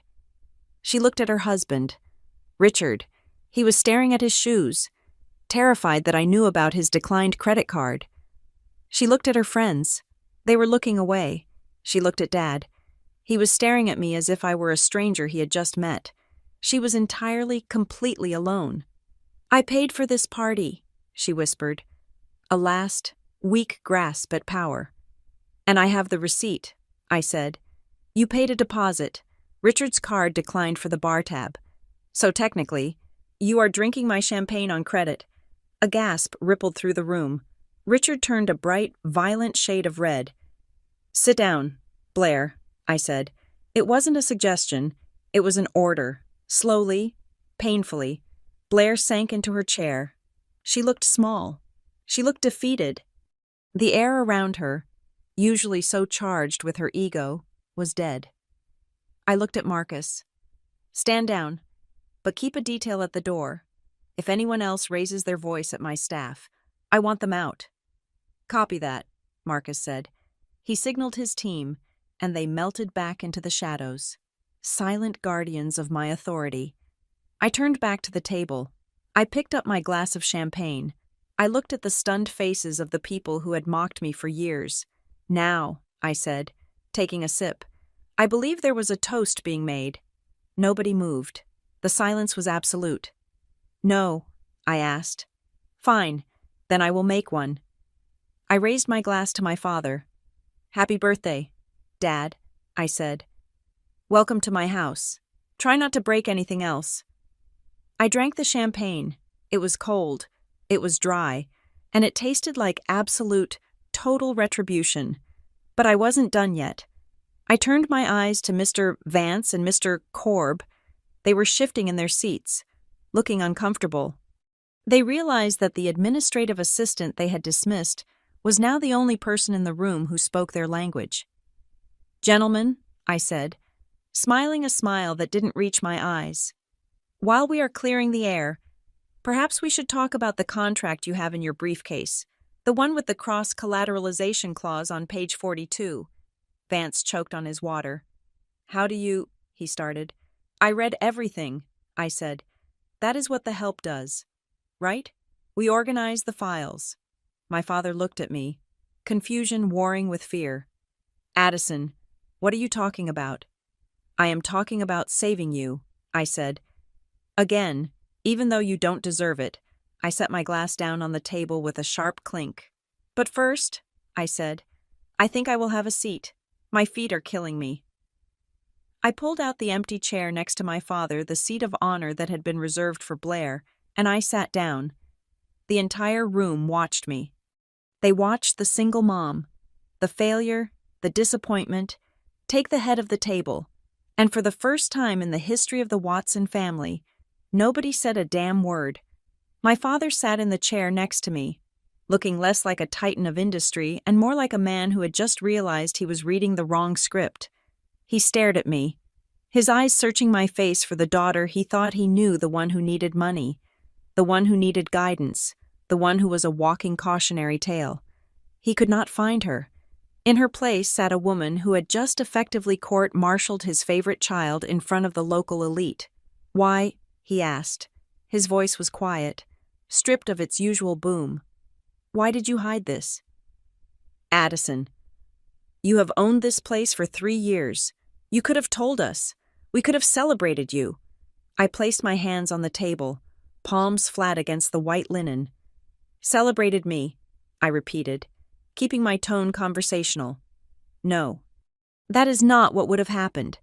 If I had told you I bought a distressed property, you would have told me it was a bad investment. If I had told you I was making a profit, you would have asked to see the books so you could find the errors. You do not ask questions to know me, Dad. You ask questions to control me. You cannot stand a narrative you didn't write." My mother, who had been shrinking into her beige chiffon all evening, made a small, wounded sound, but it was Blair who snapped. She couldn't handle the shift in gravity. She couldn't handle that the spotlight had moved. "Oh, stop it," Blair spat, her voice jagged. "Stop acting like you are some noble victim. So what if you have money now? Does that erase the past? Does that change the fact that you humiliated this family 13 years ago? You can buy all the hotels you want, Addison, but you are still the girl who got knocked up and dragged Dad's reputation through the mud." The room flinched. It was a low blow, desperate and ugly. Blair was trying to pivot the battleground from finance back to morality, the one place she felt she still held the high ground. I turned to her. I didn't raise my voice. I didn't need to. "Is that what this is about?" I asked. "You think I embarrassed the family? Or are you just angry because I survived it? You need me to be the failure, Blair, because if I am not the failure, then you are not the success. You are just a woman living off an allowance, married to a man who can't pay his bar tab." "I am not living off an allowance," she screamed. "I am the hostess. I organized this entire night. I am the one honoring Dad while you play secret landlord." "You organized it," I nodded. "Let us talk about that organization," I signaled Evelyn. She stepped forward immediately, opening the black leather binder she had been holding against her chest like a shield. "Mrs. Watson," Evelyn said, her voice projecting clearly to the silent room. "Since we are discussing the event logistics, there is the matter of the addendum to the contract regarding the eviction attempt. As I stated, a client renting the ballroom has no legal standing to evict a hotel guest. That power resides solely with management." "I know that now," Blair snapped. "You made your point." "I am not sure you do," Evelyn continued, relentless. Clause 14, Section B. Any attempt by an event organizer to interfere with hotel operations or harass other guests is grounds for immediate termination of the event and forfeiture of the deposit. Strictly speaking, Ms. Addison Watson could have legally shut down this party 10 minutes ago and had you removed for breach of contract. Blair went pale. She looked at the guests, who were watching this legal dissection with rapt attention. "But she didn't," Evelyn said, closing the binder with a soft snap. "She overruled the eviction. She allowed your event to continue. She granted you grace that, frankly, the contract does not require." "I don't need her grace," Blair muttered, though her voice lacked conviction. "You might need her credit limit," Evelyn said. It was a beautiful, brutal pivot. "Excuse me?" Blair asked. Evelyn opened the binder again. She pulled out an invoice. It was long. "We need to settle the final bill before the night concludes," Evelyn said. "Mr. Watson Grant approved a budget of $25,000 for the catering and basic bar package. However, the final tally for the evening is currently sitting at $42,000. My father's head snapped up. $42,000, I didn't authorize that." "No, sir," Evelyn said, looking directly at Blair. "Your daughter did. Mrs. Blair Watson upgraded the floral arrangements to the platinum tier yesterday morning. She also switched the bar from the standard call brands to the premium reserve list. And she added a late-night raw bar that is being set up in the lobby as we speak. She instructed us to bill the overage to the master account on file. Your account." My father looked at Blair. His face was turning a dangerous shade of red. "You told me you got a deal," he said to her. "You told me you negotiated a discount." "I wanted it to be nice," Blair stammered, shrinking in her chair. "It is your 60th. Dad, you deserve the best. I thought we could figure it out later." "You thought you would hide the bill until after the party," I corrected her. "You were going to let Dad enjoy the night, take the credit for how lavish it was, and then let the hotel drop the invoice on his desk on Monday morning when it was too late to return the lobster." "It is an investment in his image," Blair argued, her voice shrill. "It is theft," I said. "You spent $17,000 of his money without asking him, just so you could look like the hostess of the year in front of your friends." I looked around the room. I saw Courtney and the other women from the Junior League exchanging glances. The illusion of Blair's wealth was evaporating. She wasn't the rich benefactor. She was the daughter stealing from her father's wallet to buy popularity. My father looked tired. He looked at the invoice Evelyn was holding. He reached for his wallet, his hand shaking slightly. It was a humiliating gesture, a man realizing his own party was a financial ambush set by his favorite child. "I will write a check," he said quietly. "No," I said. I reached into my clutch. I pulled out my own card. It was a heavy, black metal card. "I will take care of it," I said. "Addison," my father said, stiffening. "I can pay for my own party." "I know you can," I said, "but you shouldn't have to pay to be tricked." "And Blair certainly isn't going to pay it, considering her husband's card was declined for a $5,000 tab earlier." Richard, Blair's husband, made a choking sound and buried his face in his hands. I handed the card to Evelyn. "Charge the full amount to me," I said. "The overage, the bar tab, the platinum flowers, everything. Consider it my birthday gift. Dad, since I couldn't bring a card without being insulted." Blair looked like she wanted to vomit. By paying the bill, I wasn't just being generous, I was stripping them of their role. I was the provider now. I was the one keeping the lights on. I was the one saving face for the family so the guests wouldn't see the police arrive for a theft of services dispute. "You think you can buy us," Blair whispered, tears leaking from her eyes. "I don't want to buy you, Blair," I said.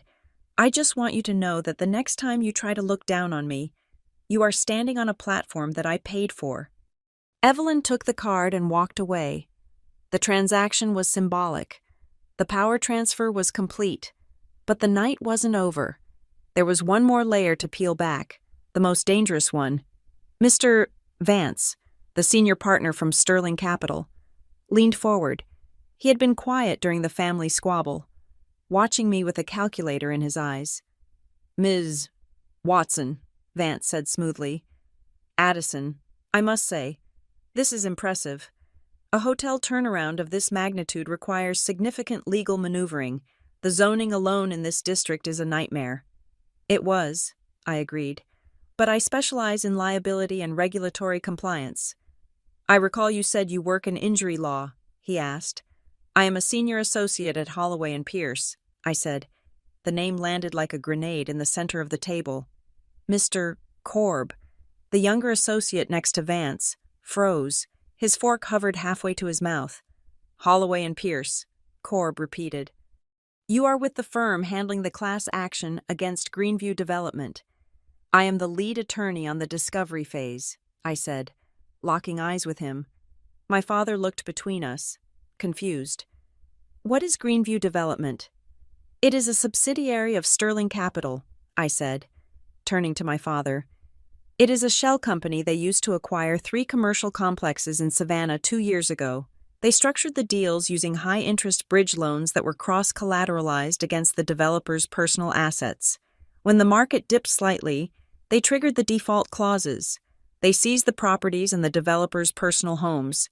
We are suing them for predatory lending and fraud." I looked at Vance. His suave smile had vanished, replaced by the cold, hard look of a man who realizes he is sitting next to an undercover cop. "That is pending litigation," Vance said sharply. "It is baseless." "It is backed by 7,000 pages of internal emails I reviewed last week," I said. And the contract you have in your briefcase for my father, the one for the Savannah expansion, I am willing to bet my entire equity in this hotel that it contains the exact same Clause 42 regarding asset seizure in the event of a revenue shortfall. My father went white. He looked at the briefcase sitting by Vance's feet. "Grant," Vance said, his voice tight, "your daughter is exaggerating. Standard business practices." "Dad," I said, my voice cutting through Vance's oil, "do not sign that deal. If you sign it, they will own your company within 18 months. They are not partners. They are vultures. They are here because they smell equity. They can strip." My father looked at Vance. He saw the sweat on the man's upper lip. He saw the way Corb was frantically typing on his phone under the table. He realized the truth. He had spent the night trying to impress these men. He had tried to kick me out to keep them happy, and I was the only thing standing between him and total ruin. "Is it true?" my father asked Vance. "Is there a cross-collateralization clause?" Vance stood up. "This is not the venue for this discussion. Grant, obviously, your daughter has a conflict of interest.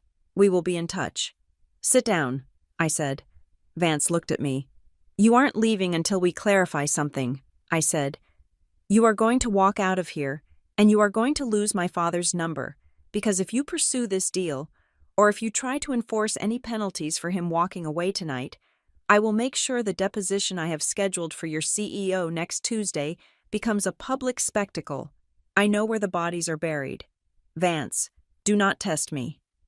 Vance stared at me for a long, hateful second. Then he picked up his briefcase. He signaled Corb. They walked out of the ballroom without saying a word to my father. The silence that followed was different from the earlier silence. It wasn't shocked. It was reverent. My father sat slumped in his chair. He looked small. He looked like a man who had just narrowly avoided stepping off a cliff. "You saved the company," he whispered. "I did," I said. "And I paid for the party." I stood up. My legs were shaking slightly, but I locked my knees. I wouldn't let them see it. "I think I'm done," I said. "I have a daughter upstairs who is waiting for the end of her movie."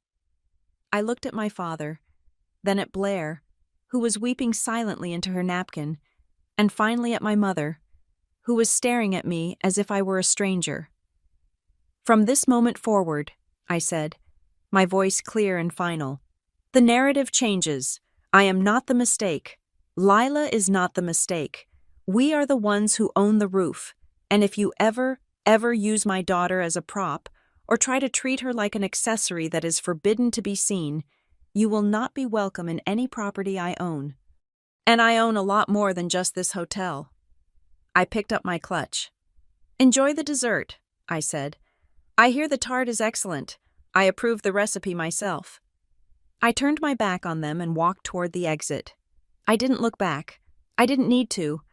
I could feel their eyes on my back, and for the first time in my life, the weight of their gaze didn't feel like a burden. It felt like respect. I did not make it to the elevator. I had taken perhaps 10 steps toward the exit when I felt a hand on my elbow. It was not the grip of a parent disciplining a child, nor was it the handshake of a colleague. It was the desperate, stabilizing grasp of a man who suddenly realized the ground beneath him was made of quicksand. "Addison," my father said. His voice was rough, stripped of the smooth baritone he used for board meetings. "Please, the lounge." He didn't wait for an answer. He guided me toward the private cigar lounge adjacent to the ballroom, signaling for my mother and a shell-shocked Blair to follow. He closed the heavy mahogany door, shutting out the murmurs of the 150 guests who were undoubtedly currently dissecting the collapse of the Watson family image. The lounge was quiet. It smelled of aged leather and unsmoked tobacco. My father poured himself a scotch from the crystal decanter on the sideboard, his hands shaking just enough to make the glass chime against the rim. He drank it in one swallow, then turned to face us. "You hold the cards," he said, looking directly at me. "I see that now. The hotel, the law firm, the knowledge about Sterling Capital. You have effectively dismantled my reality in under 20 minutes. He sat down heavily on a Chesterfield sofa. My mother sat beside him. twisting a handkerchief in her hands. Blair stood by the fireplace, hugging her arms around her chest, looking like a wet cat that had been kicked off a velvet cushion. "What do you want?" my father asked. It was the first honest question he had asked me in 13 years. He wasn't asking what I wanted for my birthday or what I wanted to eat. He was asking what I required to lower the weapon I had pointed at his reputation. I remained standing. I liked the height advantage. "I want 3 things," I said, holding up 3 fingers. "And they are non-negotiable." "Name them," he said. "First," I said, curling 1 finger down, "respect. Not the fake, polite condescension you have given me for a decade. I am done being the family tragedy. I am done being the cautionary tale you whisper about at cocktail parties to make yourselves feel superior. If you speak about me, you speak about my accomplishments, or you do not speak about me at all." My father nodded slowly. "Done." "Second," I continued, "Lila, she is your granddaughter. She is not a mistake. She is not a logistics problem. She is a brilliant, kind young woman. From this night forward, she is acknowledged. She is invited. She is treated with the same reverence you treat Blair's children. If I ever hear that she has been made to feel less than by anyone in this family, we disappear, permanently. You will never see us again." My mother looked up, tears finally spilling over. "We never meant to hurt her, Addison. Intentions don't matter, Mother," I said coldly. "Impact matters. And the impact is that she feels unwanted in her own bloodline. That ends tonight." "And the third?" my father asked. I turned my gaze to Blair. She flinched as if I had raised a hand. "Third," I said, "she loses the microphone." "What does that mean?" Blair whispered, her voice trembling. "It means you don't get to control the narrative anymore. Blair," I said, "for 13 years, you have built your pedestal by standing on my back. You painted me as the loser so you could be the winner. You painted me as the mess so you could be the perfection. That is over." I walked over to the coffee table and placed my phone down. I opened the evidence folder I had compiled. "I have the security log of your eviction request," I said, pointing to the screen. Attempting to throw a minor onto the street, I swiped the screen. "I have the text messages you sent me yesterday. Mocking my financial status." I swiped again. "And I have the invoice Evelyn gave me. The $17,000 in unauthorized upgrades you stole from Dad's budget to feed your own ego." My father looked at the phone. He looked at the hard digital proof of his golden child's rot. For the first time, the fog of favoritism lifted. He didn't see the perfect hostess. He saw a woman who was financially reckless, cruel to children, and willing to cannibalize her own family for social clout. "You tried to evict her," my father said to Blair, his voice quiet and horrified. "You really tried to have security drag Lila out. I just wanted everything perfect for you." Blair sobbed. "No," my father said, standing up. "You wanted it perfect for you. You wanted to be the queen of the ball, and you didn't care who you had to hurt to do it. You almost cost me my relationship with the only daughter who actually knows how to save this family." He looked at me. There was a shift in his eyes. It wasn't warmth, not yet, but it was recognition. He was seeing me as an equal, as a peer. "I will accept your terms," my father said. "All of them. What do I need to do?" "You need to go back out there," I said, gesturing toward the ballroom. "You need to take the microphone, and you need to tell the truth, not all of it. I don't need you to humiliate yourself regarding the Sterling deal, but you need to publicly acknowledge my position here, and you need to claim Lila." "And Blair?" he asked. "Blair can leave," I said. "I won't have her thrown out. I am not her. But she doesn't get to sit at the head table anymore. She can go home and think about how she's going to pay off that credit card debt." Blair let out a choked sound, grabbed her purse, and bolted for the side door. She didn't look back.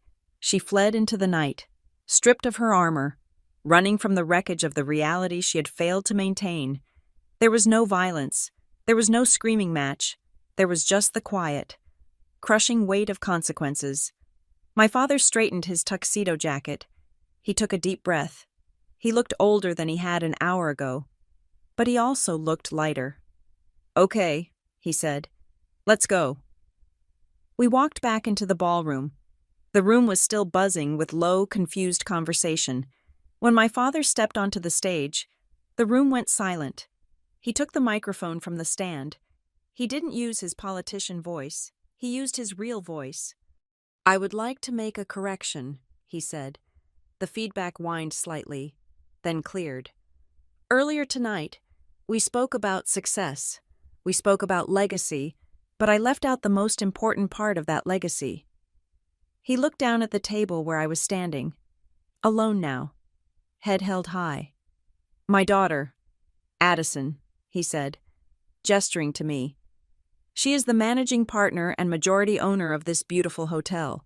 She built this place from a distressed asset into the jewel of Charleston. She did it without my help and without my knowledge. She did it with grit, intelligence, and a business acumen that frankly surpasses my own." A ripple of shock went through the room again, but this time it was followed by a scattering of applause that quickly grew louder. The wealthy elite of Charleston love a winner, and my father had just crowned me. "I am incredibly proud of her," my father continued, his voice catching slightly. "And I am proud of my granddaughter, Lila, who is here tonight. I apologize to both of them for not saying this sooner. They are the future of this family." He placed the microphone back on the stand. He didn't smile. He just nodded to me. A solemn salute from one CEO to another. The room erupted in applause. People were looking at me, smiling, raising their glasses. The women who had pitied me were now desperate to catch my eye. I didn't care about their applause. I didn't care about their validation. I nodded back to my father. It was done. The debt was paid. The record was corrected. I turned around and walked toward the elevators. I didn't stop to network. I didn't stop to accept the fake congratulations of people who would have stepped over my body an hour ago. I swiped my keycard and took the private elevator up to the top floor. When I opened the door to the owner's suite, the room was dark except for the glow of the projector screen. Lila was asleep on the sofa, wrapped in a cashmere blanket, an empty plate of truffle fries on the table beside her. She stirred as I walked in, rubbing her eyes. "Mom," she mumbled, sitting up. "Is it over? Did you survive?" "I survived," I said, kicking off my heels and sinking onto the sofa beside her. "We both did." "Did you tell them?" she asked, fully awake now. "Dad told them," I said. "He announced it to the whole room. He told them you are his granddaughter and that we belong." Lila smiled, a sleepy, satisfied smile. "And Aunt Blair?" "Aunt Blair went home," I said softly. The party wasn't really her vibe anymore. Lila leaned her head on my shoulder. We sat there for a moment, watching the credits roll on the movie, listening to the muffled sound of the ocean crashing against the shore 3 stories below. "You okay, Mom?" she asked. I looked around the suite. I looked at the high ceilings, the custom furniture, the heavy curtains that shut out the world. I thought about the text message from 13 years ago. I thought about the struggle, the late nights, the cheap coffee, the silence. "I am okay," I said, and for the first time in my life, I meant it completely. "I am better than okay." "Why?" Lila asked. "Because," I said, pulling her close. For the first time, security called me, and they didn't call to tell us to leave. They called to remind everyone else that this is our house. I looked at the invitation that was still sitting on the coffee table where Lila had tossed it earlier. "Adults only don't bring your drama." I smiled. The invitation had been a warning, but I had treated it as an instruction. I hadn't brought the drama. I had brought the truth.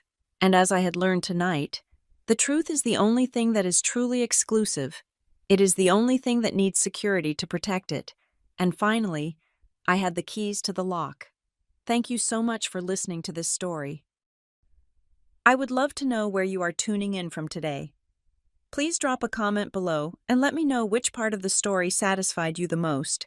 If you enjoyed seeing Addison take back her power, Please make sure to subscribe to Maya Revenge Stories. Hit that like button and smash the hype button so this story can reach even more people who need a reminder that success is the best revenge. See you in the next video.